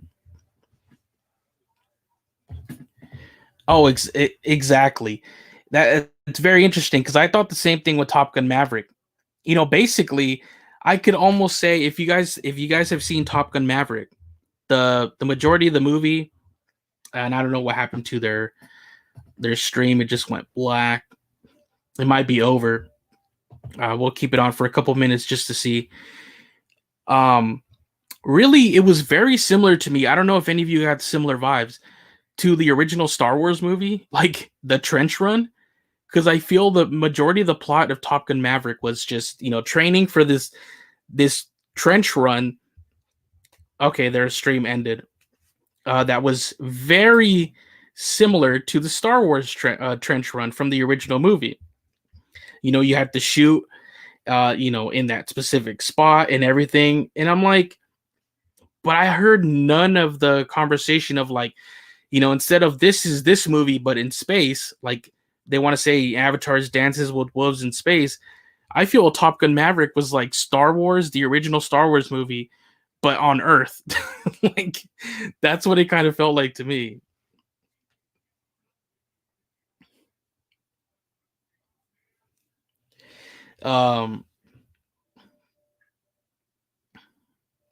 Somebody says the most interesting discovery for me was the fact that we were going to meet different water clans. That's awesome. Exactly. Like I didn't. That's the one part I didn't know. I didn't know if there would just be like one main reef clan.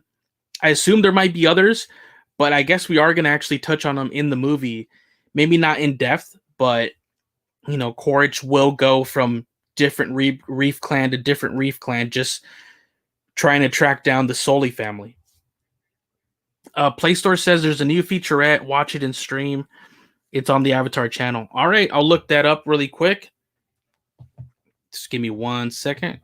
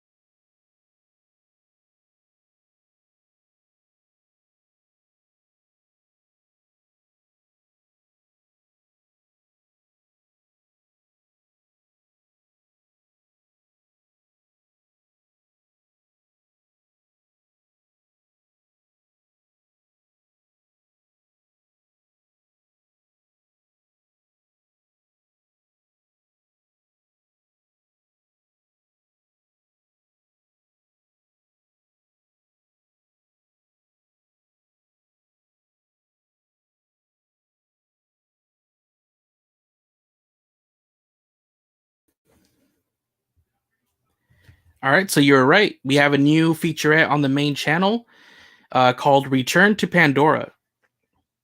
So let's check it out. Let me push play on it.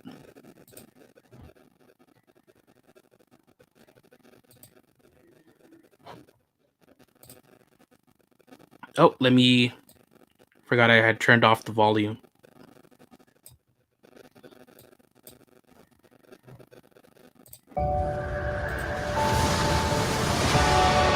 I went to the studio and I said, let's not just do another movie. Let's swing for the fences.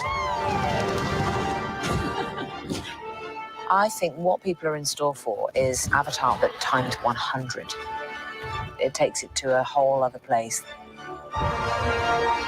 I've never seen anything like this in a movie.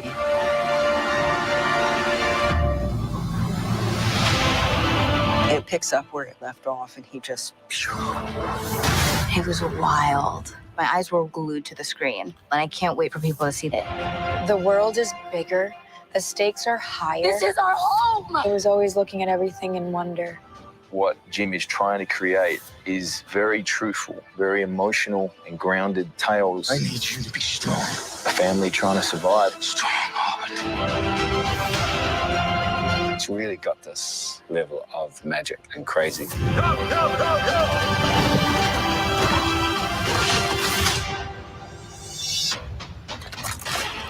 It takes years to make these movies, but there's nothing like this.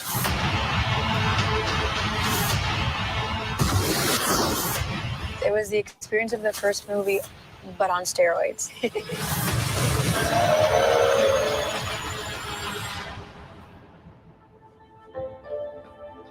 Guys, that was incredible. Just those little snippets were amazing. What'd you guys think?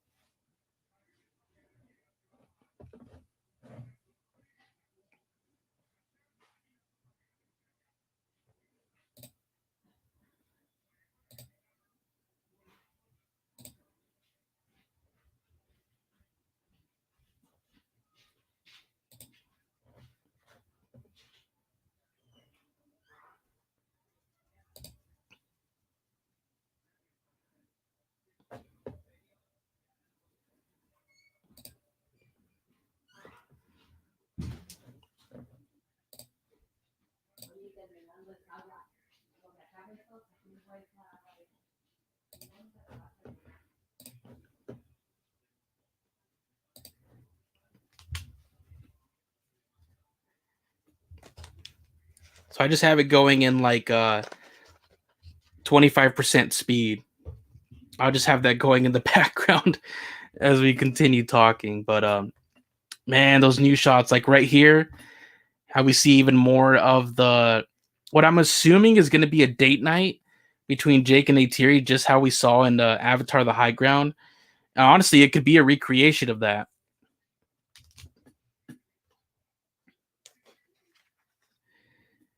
Just so beautiful. Glad we still get to see some of the forest in the beginning of the movie, because just look at the bioluminescence there.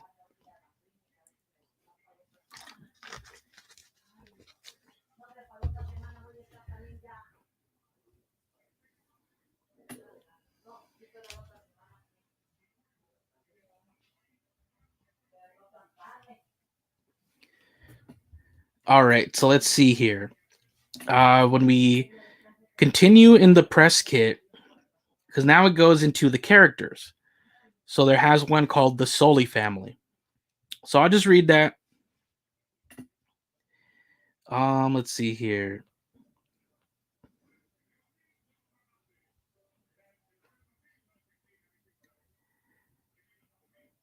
Actually, we'll go into about the production. So rather than create a host of new planets and moons, James Cameron chose to continue to explore more of the moon Pandora itself with the Avatar sequels. He reasoned that the moon, which orbits a gas giant planet called Polyphemus in the Alpha Centauri A system, could contain a range of landscapes just like Earth. Pandora is another character in the movie. All right, quickly, look at that shot of the Tulkun, just like the one that we got yesterday, the still. Oh, man, just amazing. Oh, look at this right here. Just incredible. Just visually, there's no way anybody can walk out and say it wasn't at least a visual masterpiece. It looks incredible.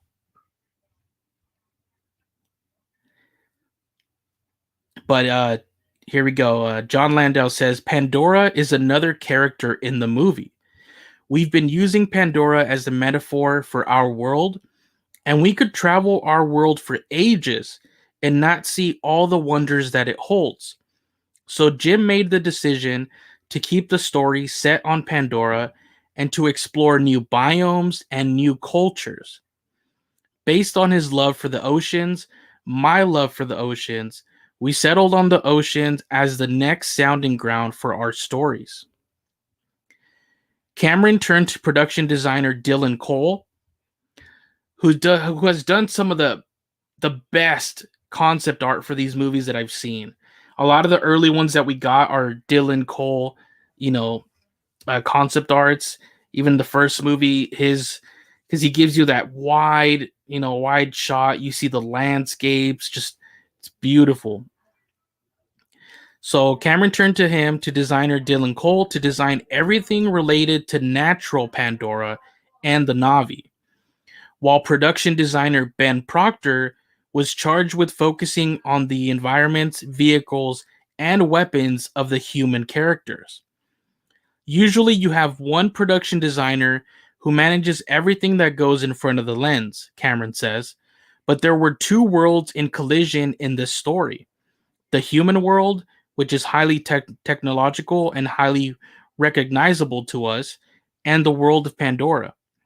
The Na'vi, the creatures, the plants, everything. Dylan and Ben weren't just designing for movie 2, they were designing across the whole meta narrative.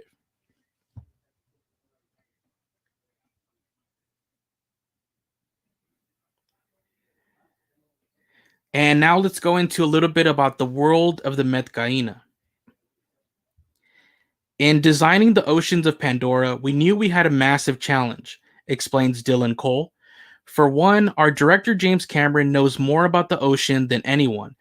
He's referring to not only to Cameron's record-breaking solo dive to Earth's lowest point in 2012, which he documented in the 2014 National Geographic film, James Cameron's Deep Sea Challenge, but also to his lifelong passion for the sea. Beyond even that, Cole's task involved creating an ecosystem that would have shaped the Metkayina's clan's entire way of life. The characters themselves are a slightly different shade of blue than the Ometikaya, and they have a different physiology. Larger hands, wider chest and rib cages, and thick protuberances of cartilage beneath skin.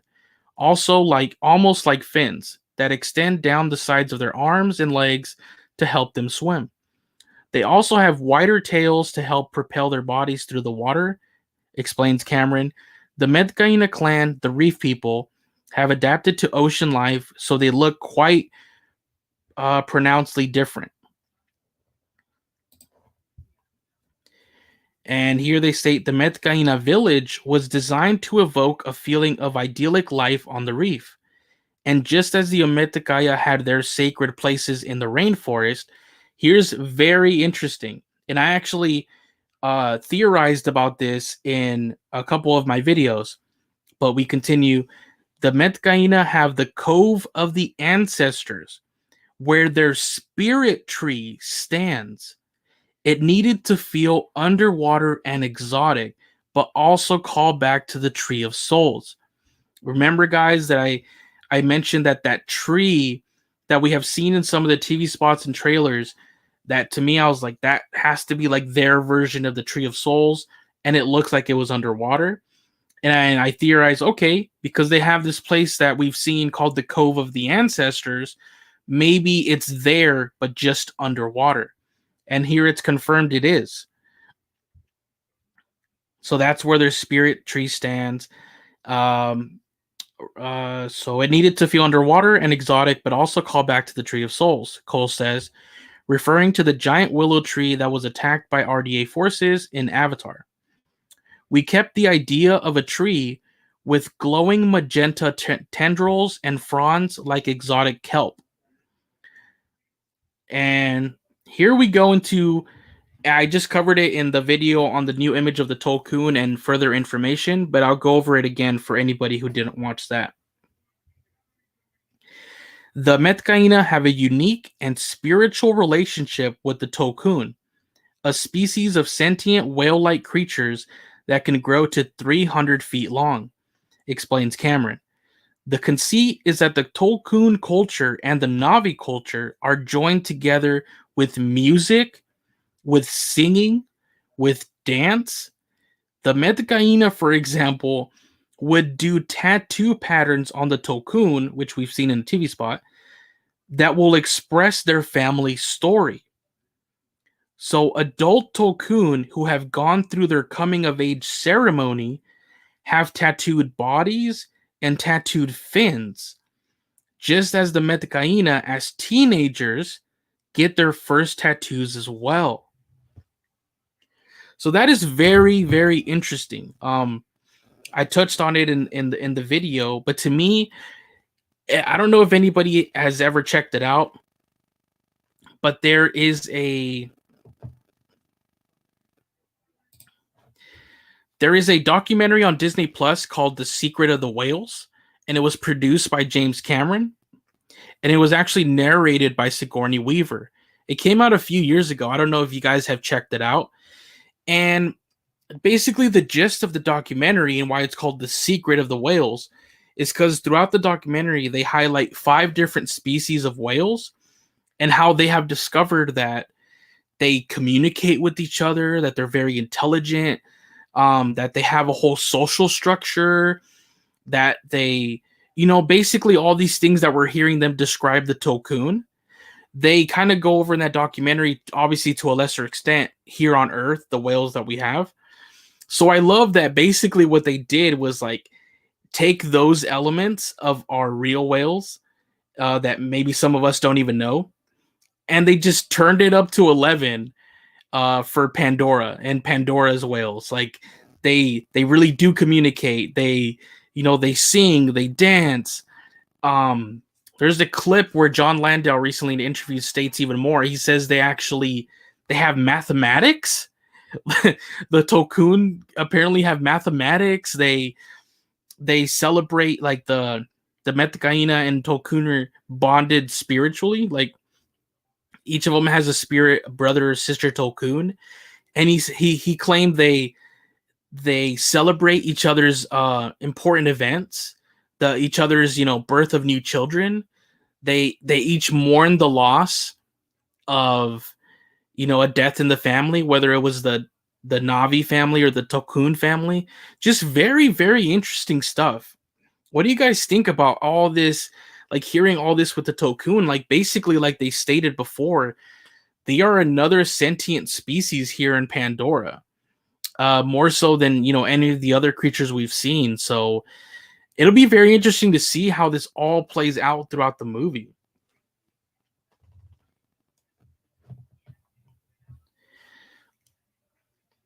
Let's see. Wonder when Tsireya and Aonung get their tattoos. It's said that they go through their version of the Ikni Maya. What we know from the Metkayina being, you climb the Hallelujah Mountains, you go to where the Banshees are, the Ikran, and basically try to bond with one. Their version of that is bonding with the Skimwing. And the Skimwing and the Ikrans are similar in that it's stated the Skimwing is basically part fish and part Ikran. That they both actually share a common ancestor, both the Ikran and the Skimwing. So it'd be, very cool if one day we get to see what this common ancestor is in maybe an animated show or a comic or book that touches upon, way back, the time of the first songs, things like that. But let's continue here. Oh, but if anything, that's where they would get their tattoos, because they say once you complete this, you bond with the Skimwing, but you also they don't call it bond like with the Tulkun. You just get your spirit brother or sister Tulkun, and you have to complete some tests. I don't know if that means riding them or bonding with them, because I think they would have stated that. I think you only have to bond with the Skimwing as your challenge, but then you also have to complete some tests with your spirit brother or sister Tulkun. And if you complete all these, you earn your first tattoo.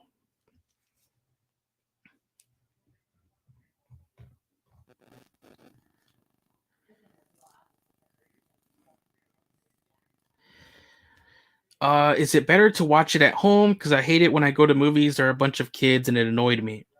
I mean, I honestly, when I go, I don't have that problem at all. And maybe it's just that I can really tune people out and focus on, what's going on in the screen. But you just can't replicate the experience. If you have a chance, go, get your tickets and go see this movie in the theater, because it's not just going to be watching a movie. That's where That's where I think a lot of the hate came from Avatar. It doesn't. Is it still great at home? Yes, but the way they're designed, these are designed to be an experience on the big screen. Like that's what they're made for. And obviously, if you can do the 3D, there's actually some people that can't see in 3D, or it really hurts them. So obviously, as long as you're able to, I would definitely watch it in 3D and get that full experience. So always would definitely recommend go, because it's an experience, like no other. Like up until this movie, the experience of going to see the first Avatar in theaters is still my favorite theater experience.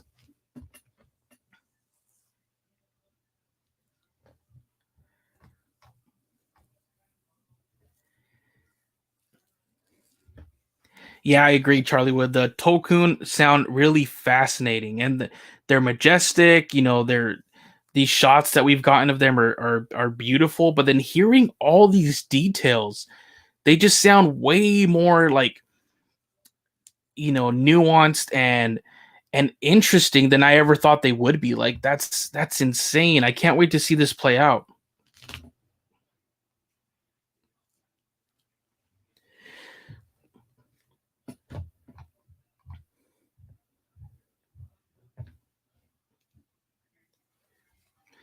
Oh, don't worry. You're not late. We're just here going over the press kit for Avatar 2. The stream of the actual red carpet ended. We got to see all the stars and all that. But yeah, welcome in. I'm just going to finish through these last pages of the press kit, and then, we'll probably call it a stream. But yeah, let's continue to hang out for a little bit longer. And hopefully you guys are having some fun and learning some interesting things. I think this information they gave the press is fascinating.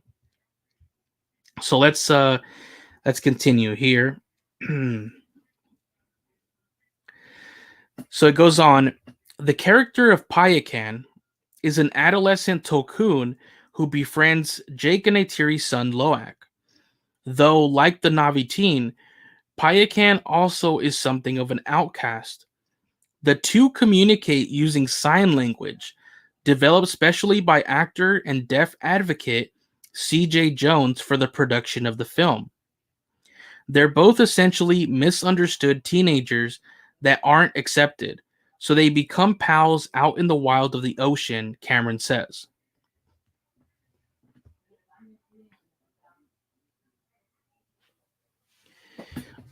Where can I pay for your account? Because I really like your account and I kind of want to support you. If you feel so inclined, I would truly appreciate it. There should be a super chat feature right there in the chat through YouTube itself. And thank you so much. I appreciate it. I'm just glad you guys enjoy the content. That's it. Anything else is just a cherry on top. But I'm just here to have fun with you guys, just hang out, and I'm just grateful that you guys show up and come hang out with me. So trust me, I'm way more appreciative for all of you guys. Charlie Wood says, I was 8 in 1993. I must have seen Jurassic Park like 20 times.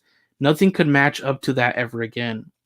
I agree. Like, there are these seminal things that if we see them in our youth, especially something like that, like at 8 years old, and incredible. I mean, come on, Jurassic Park, that changed the game at the time. Like, nobody was really using, CG like that with creatures. And not just completely CG, but I love the way they did it. It still holds up today. And honestly, it holds up better than a lot of the Jurassic World movies that came out recently. Because I love that mixture that they did, some of them were actual physical props that they made, like they made the huge T-Rex prop, and a lot of the other smaller dinosaurs, they made from the torso up. So you mix the physical props with, when you needed to, obviously CGI. But I love the mixture of the two, exactly like when Lord of the Rings, the orcs and all of that. They were far more intimidating and just have held up better because they use the same principle. It's mixing that that live, physical makeup and all that with just augmenting it with digital. Way better than the Hobbit movies for me, those didn't really haven't really held up. I vastly prefer the orcs and all that from the original Lord of the Rings trilogy. But obviously, when like the Avatar movies, they don't really do that physical stuff, but they take their time. You know, they're not rushed.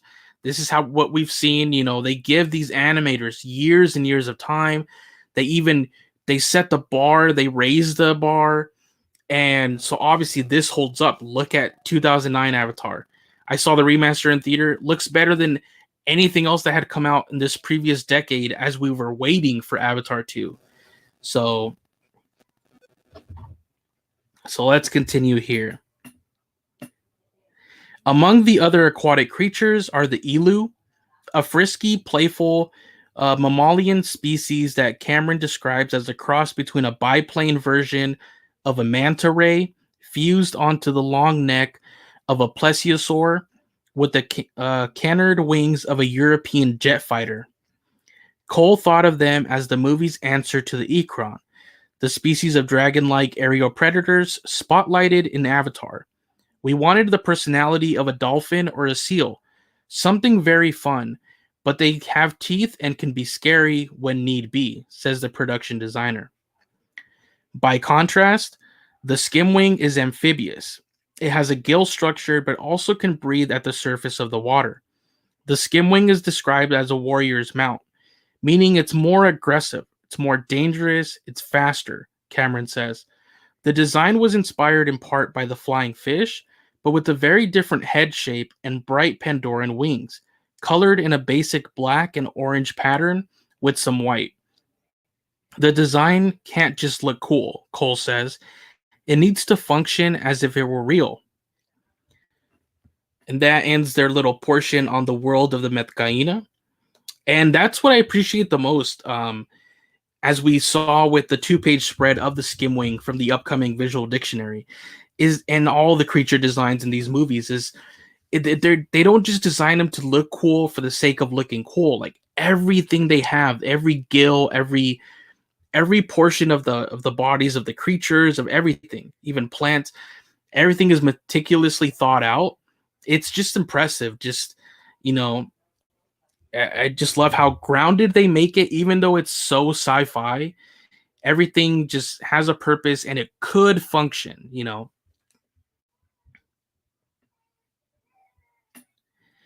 And now they go into the world of the RDA. When the humans return to Pandora, they have only one goal in mind: utter destruction. Traveling aboard a fleet of ISVs, short for interstellar vehicle, led by the Manifest Destiny. So the lead ship of these ISVs is going to be called the Manifest Destiny. The heavily armed RDA has replaced the habitation modules that once held scientists and candidates for the Avatar program with sling loads, which carry heavy equipment, military vehicles, and machinery. The ISV's enormous engines burn the native landscape to the ground as they descend through the air. It's a hostile takeover. Normandy Beach sort of moment, explains production designer Ben Proctor.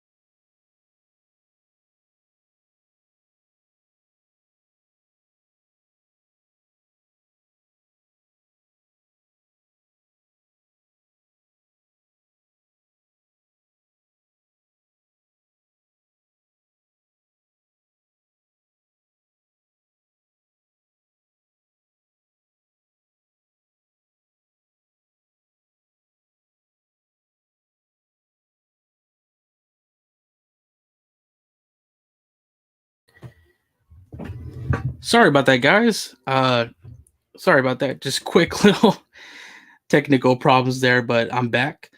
I apologize. And let's see here.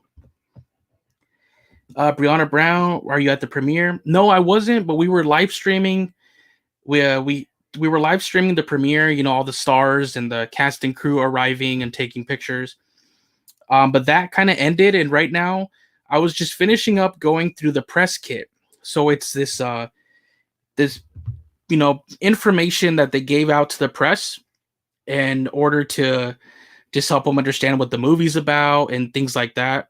So we already went through a large portion of it, but I'm getting towards the end. And right now we're on the section of them giving the press the information on the RDA.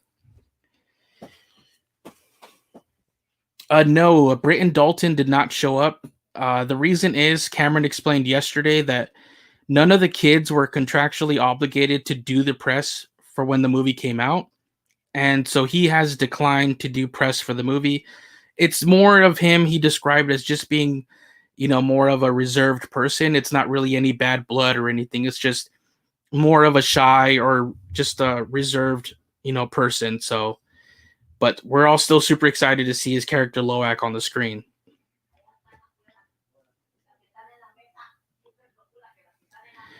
All right, so we'll continue here. We were at the world of the RDA. So the humans return to Pandora. They have only one goal in mind: utter destruction. Traveling aboard a fleet of ISVs led by the Manifest Destiny, the heavily armed RDA has replaced the habitation modules that once held scientists and candidates for the Avatar program with sling loads, which carry heavy equipment, military vehicles, and machinery.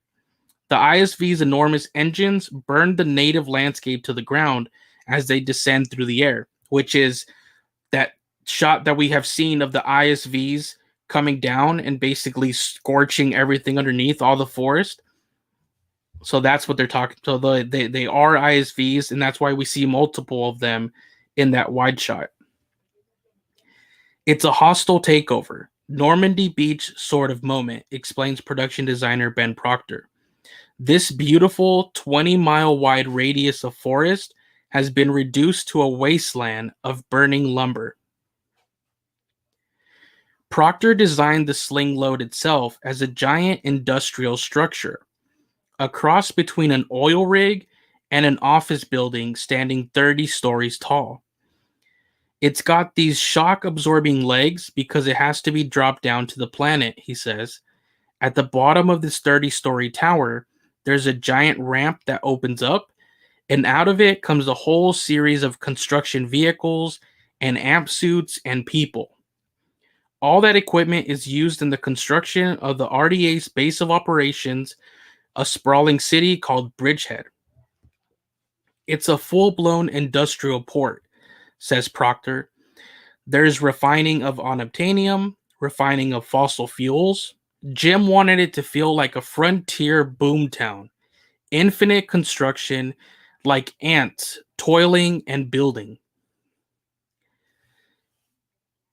And here we get more information on the Sea Dragon mothership. It says, in addition to a fleet of attack aircraft, the RDA also has in its arsenal the monstrous yet notably aerodynamic Sea Dragon, a 400-foot-long ship that can lift itself out of the water to skim the surface of the ocean at speeds of 140 knots, which is what we've seen in some of those TV spots where it looks like it's rising above the water. The Sea Dragon carries within it smaller vessels, all designed to assist in the hunting of Tulkun and defense. The lethal armada includes Mako attack subs, armed with torpedoes which hang like bombs ready to drop out into the water through the belly of the hull. Also on board are underwater crab suits, the film's answer to Avatar's amp suit. The crab suit is like an oversized mechanical deckhand that can do all the heavy-duty jobs in and out of the water, says Cameron. In the same way that an actual crab can go into coral and plants and scuttle its way through, half swimming, half grabbing onto things. This can do the same. When it's walking on the deck, it's walking on its knuckles. But in the water, it has a slight prehensile ability to pull those toes out and grab onto kelp and other objects. The sea dragon also carries on a host of surface boats, including the Matador, a high-speed forward command support. And actually, while I read this, let me put up the new image we received of, Jake staring off to that. There we go. So as they describe here, we got the crab suits that you can see there on the deck in the middle, and they also have the subs we can't see in this picture, but they're going to be underneath the hull, so down at the bottom. And then we have the Matador, a high-speed forward command support and harpoon platform. And that's going to be the bigger of the boats that you see right there on the right. That's going to be the Matador. And then it says it also houses several picadors, which are used for short-range patrol and defensive response roles. So that's going to be the smaller ones that you see there, like all the way to the left. Those are the picador jet boats, and the bigger ones are called the Matador gunships. So this Sea Dragon ship is 400 feet long, but interestingly, a full-size Tulkun can reach 300 feet. So just imagine that. A full-size adult Tulkun is almost, 100 feet shy, but still, it's like, it's massive.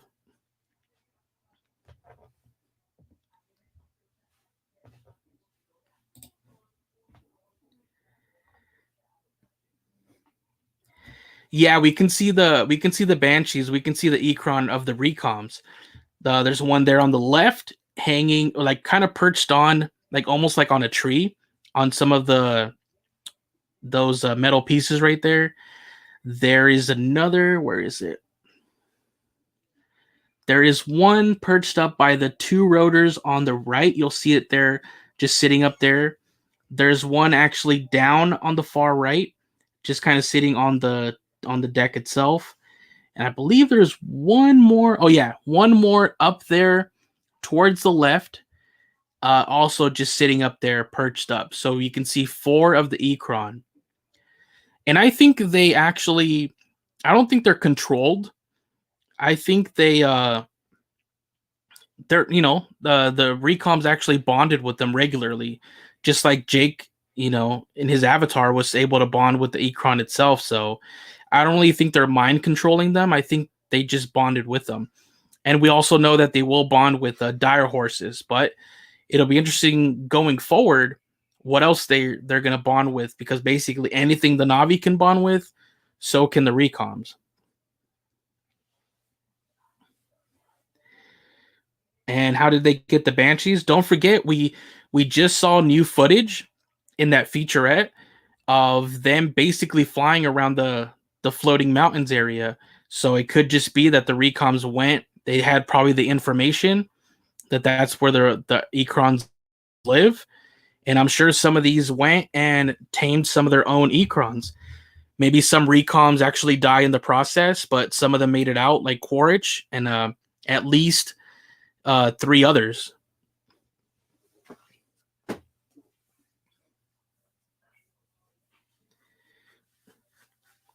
But yeah, that's how I think they came to their nest. We see the recoms in like a Samson flying around the floating mountains area.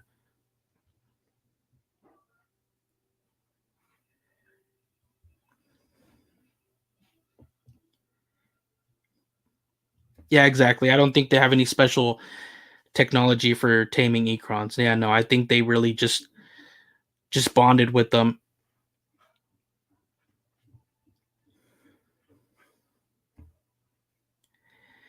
So now there's the portion on the underwater performance capture. Let me see if I can. I'll put this picture of Loak, since he's kind of like in the water. one of the newer ones, as we talk about the performance capture.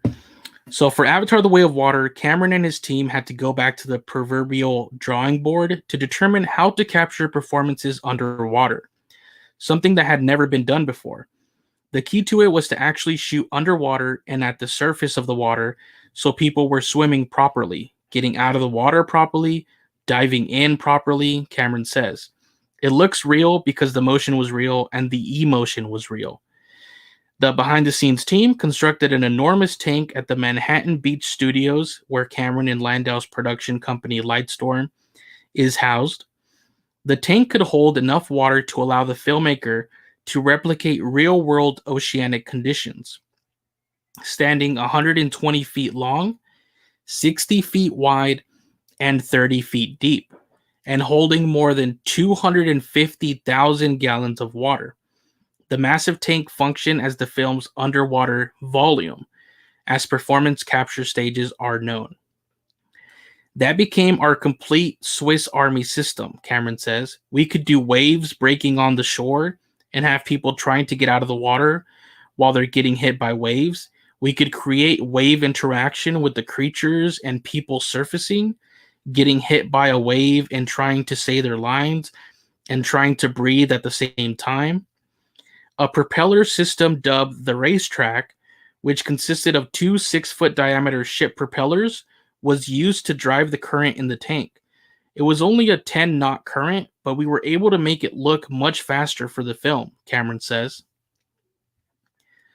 For the performance capture technology to work underwater, however, the water had to be clear. So although Cameron had initially thought the crew photographing the actors might be able to wear scuba gear while shooting in the tank, the breathing apparatus created disturbances in the water. You can't have a lot of air bubbles, the filmmaker says. Every one of those air bubbles is a little wiggling mirror, and the system that's trying to read all the marker dots on the actor's body so it can capture their motion can't tell the difference between a marker dot and a bubble. That left only one option. Everybody who was working in the tank was holding their breath. If there was somebody down there holding the light, they were holding their breath. If they were operating a camera, they're holding their breath. The actors, of course, had to be holding their breath. To help them give compelling performances underwater, the cast studied free diving with internationally recognized expert Kurt Crack. The actors really enjoyed it, says Cameron, noting that while every member of the ensemble proved adept at freediving, Kate Winslet took the water with astonishing ease. Kate enjoyed the freedom of being able to express herself underwater. She was able to do a static breath hold for something like 7 minutes and 20 seconds. I've been a freediver for 50 years, and I think the longest I've ever held my breath was 5.5 minutes. What we essentially wound up with was a volume for underwater and separate volume for the air. These two volumes had to sit right on top of one another with only an inch in between. So the computer's taking data from one volume, data from the other volume, and in real time, it's integrating all that information and showing me on my virtual camera people coming and going, swimming up, getting out onto the dock, or diving in and swimming underwater. It was two completely separate methods of capture being fused together. Obviously, the software to do that took quite a while to get worked out, but the end result was amazing. The performance capture itself started in September of 2017 and ran for roughly 18 months, with Cameron and the cast working on scenes for all 4 of the sequels. For the actors, it's a very pure process, says Cameron. They're not distracted by anything. We just roll. Sometimes we'll record for 10 to 12 minutes straight. It's a creative sandbox, and I find as a director, I'm much more attuned to the actors' emotional states.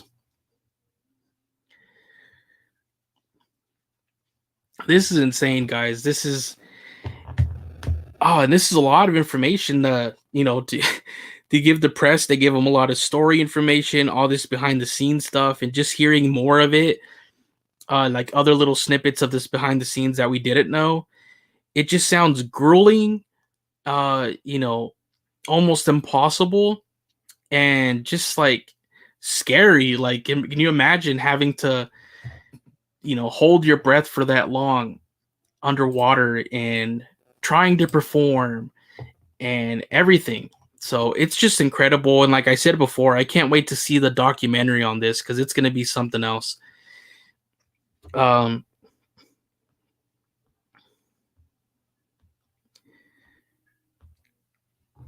and there's a few more sections in here, but we could always cover this on another date.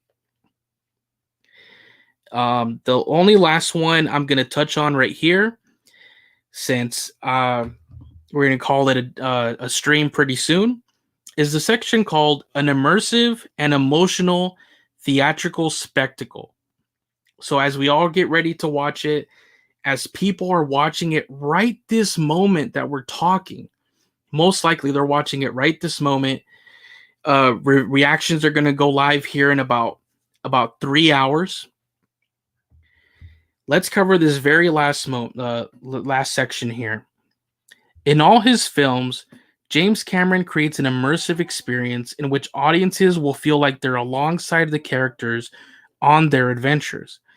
But that's never been truer than in the case of Avatar: The Way of Water, which stands as a new creative zenith for the singularly talented filmmaker who, yet again, pushes the boundaries of cinematic storytelling by expertly utilizing enhanced 3D technology. Cameron transports filmgoers inside the narrative, enabling them to truly experience the richly detailed environments of Pandora and allowing them the opportunity to traverse its majestic terrain alongside brave and bold heroes Jake and Neytiri. We make movies for the big screen, says producer Jon Landau. Why do people turn to entertainment today? To escape. And you can only escape so far on your mobile device or on a home big screen. When you go to the theater, you get lost in the images on screen, the characters, and the world of that movie. There's nothing like it. The experience is even more transporting given the stunning imagery and compelling story Cameron and his collaborators were able to conjure using groundbreaking technology, offering audiences a breathtaking and heart-pounding escape like they've never seen before. With 3D, high dynamic range, high frame rate, we're able to present a higher quality image today than we could on Avatar by far, Landau says. It goes beyond what was possible before, and we do all of this to service the narrative storytelling. It's a window into another world. Concludes Cameron, you go into a movie theater and you're being transported to a fictional fantasy world. The more you can suspend your disbelief, the more fun it is. There's also a contract between the movie and the audience. We're all just going to join hands and skip off to Pandora together. It's going to be fun. Guys, just incredible. That's the very end right there. The ending passages that they gave to the press for Avatar: The Way of Water. Just incredible. I can't wait. And I'm actually so happy that a lot of people are finally seeing it, but more happy, but even happier that James Cameron and the entire team, the cast and crew, are right this second showing it off to the world. The full movie, not just the trailer, not just 20 minutes that they've shown here and there around the world, but the full movie is being played right now. And obviously we wish we could be seeing it at this moment, but I'm happy that people are finally experiencing this movie and all this hard work. These ending passages were awesome. In either a later video or a later stream, I'll cover some of the other sections here, which were like the cinematography and the costume design. There's one on we kind of did the underwater performance capture. But yeah, we already covered, for anybody joining in late, we covered a big portion of the story.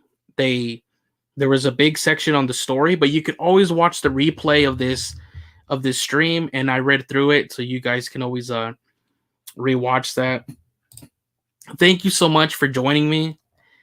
This was a very last second, stream, and we'll end it here on this amazing, gorgeous image of the Tulkun, which after reading these passages on the Tulkun, I'm even more excited to see what they have to offer. All the how sentient they are, the music, dance, mathematics, everything that they supposedly have to offer. So yeah, I can't wait. Thank you all for joining me. I believe we might be back later tonight to do the stream where we conclude volume 3 of the High Ground. So that way you guys are completely ready. You're ready to just go right into the movie. So I believe we will be back later tonight. I'll have to double check with Drew. He's still at work. But yeah, and then if we do, we'll go over some of those reactions that are going to drop in about 3 hours. So yeah, sit back, guys. In 3 hours, you'll have the reactions to it. And hopefully later tonight, we'll be back to you guys with the stream, going over some more story, the ending to the High Ground, and maybe some of those first reactions.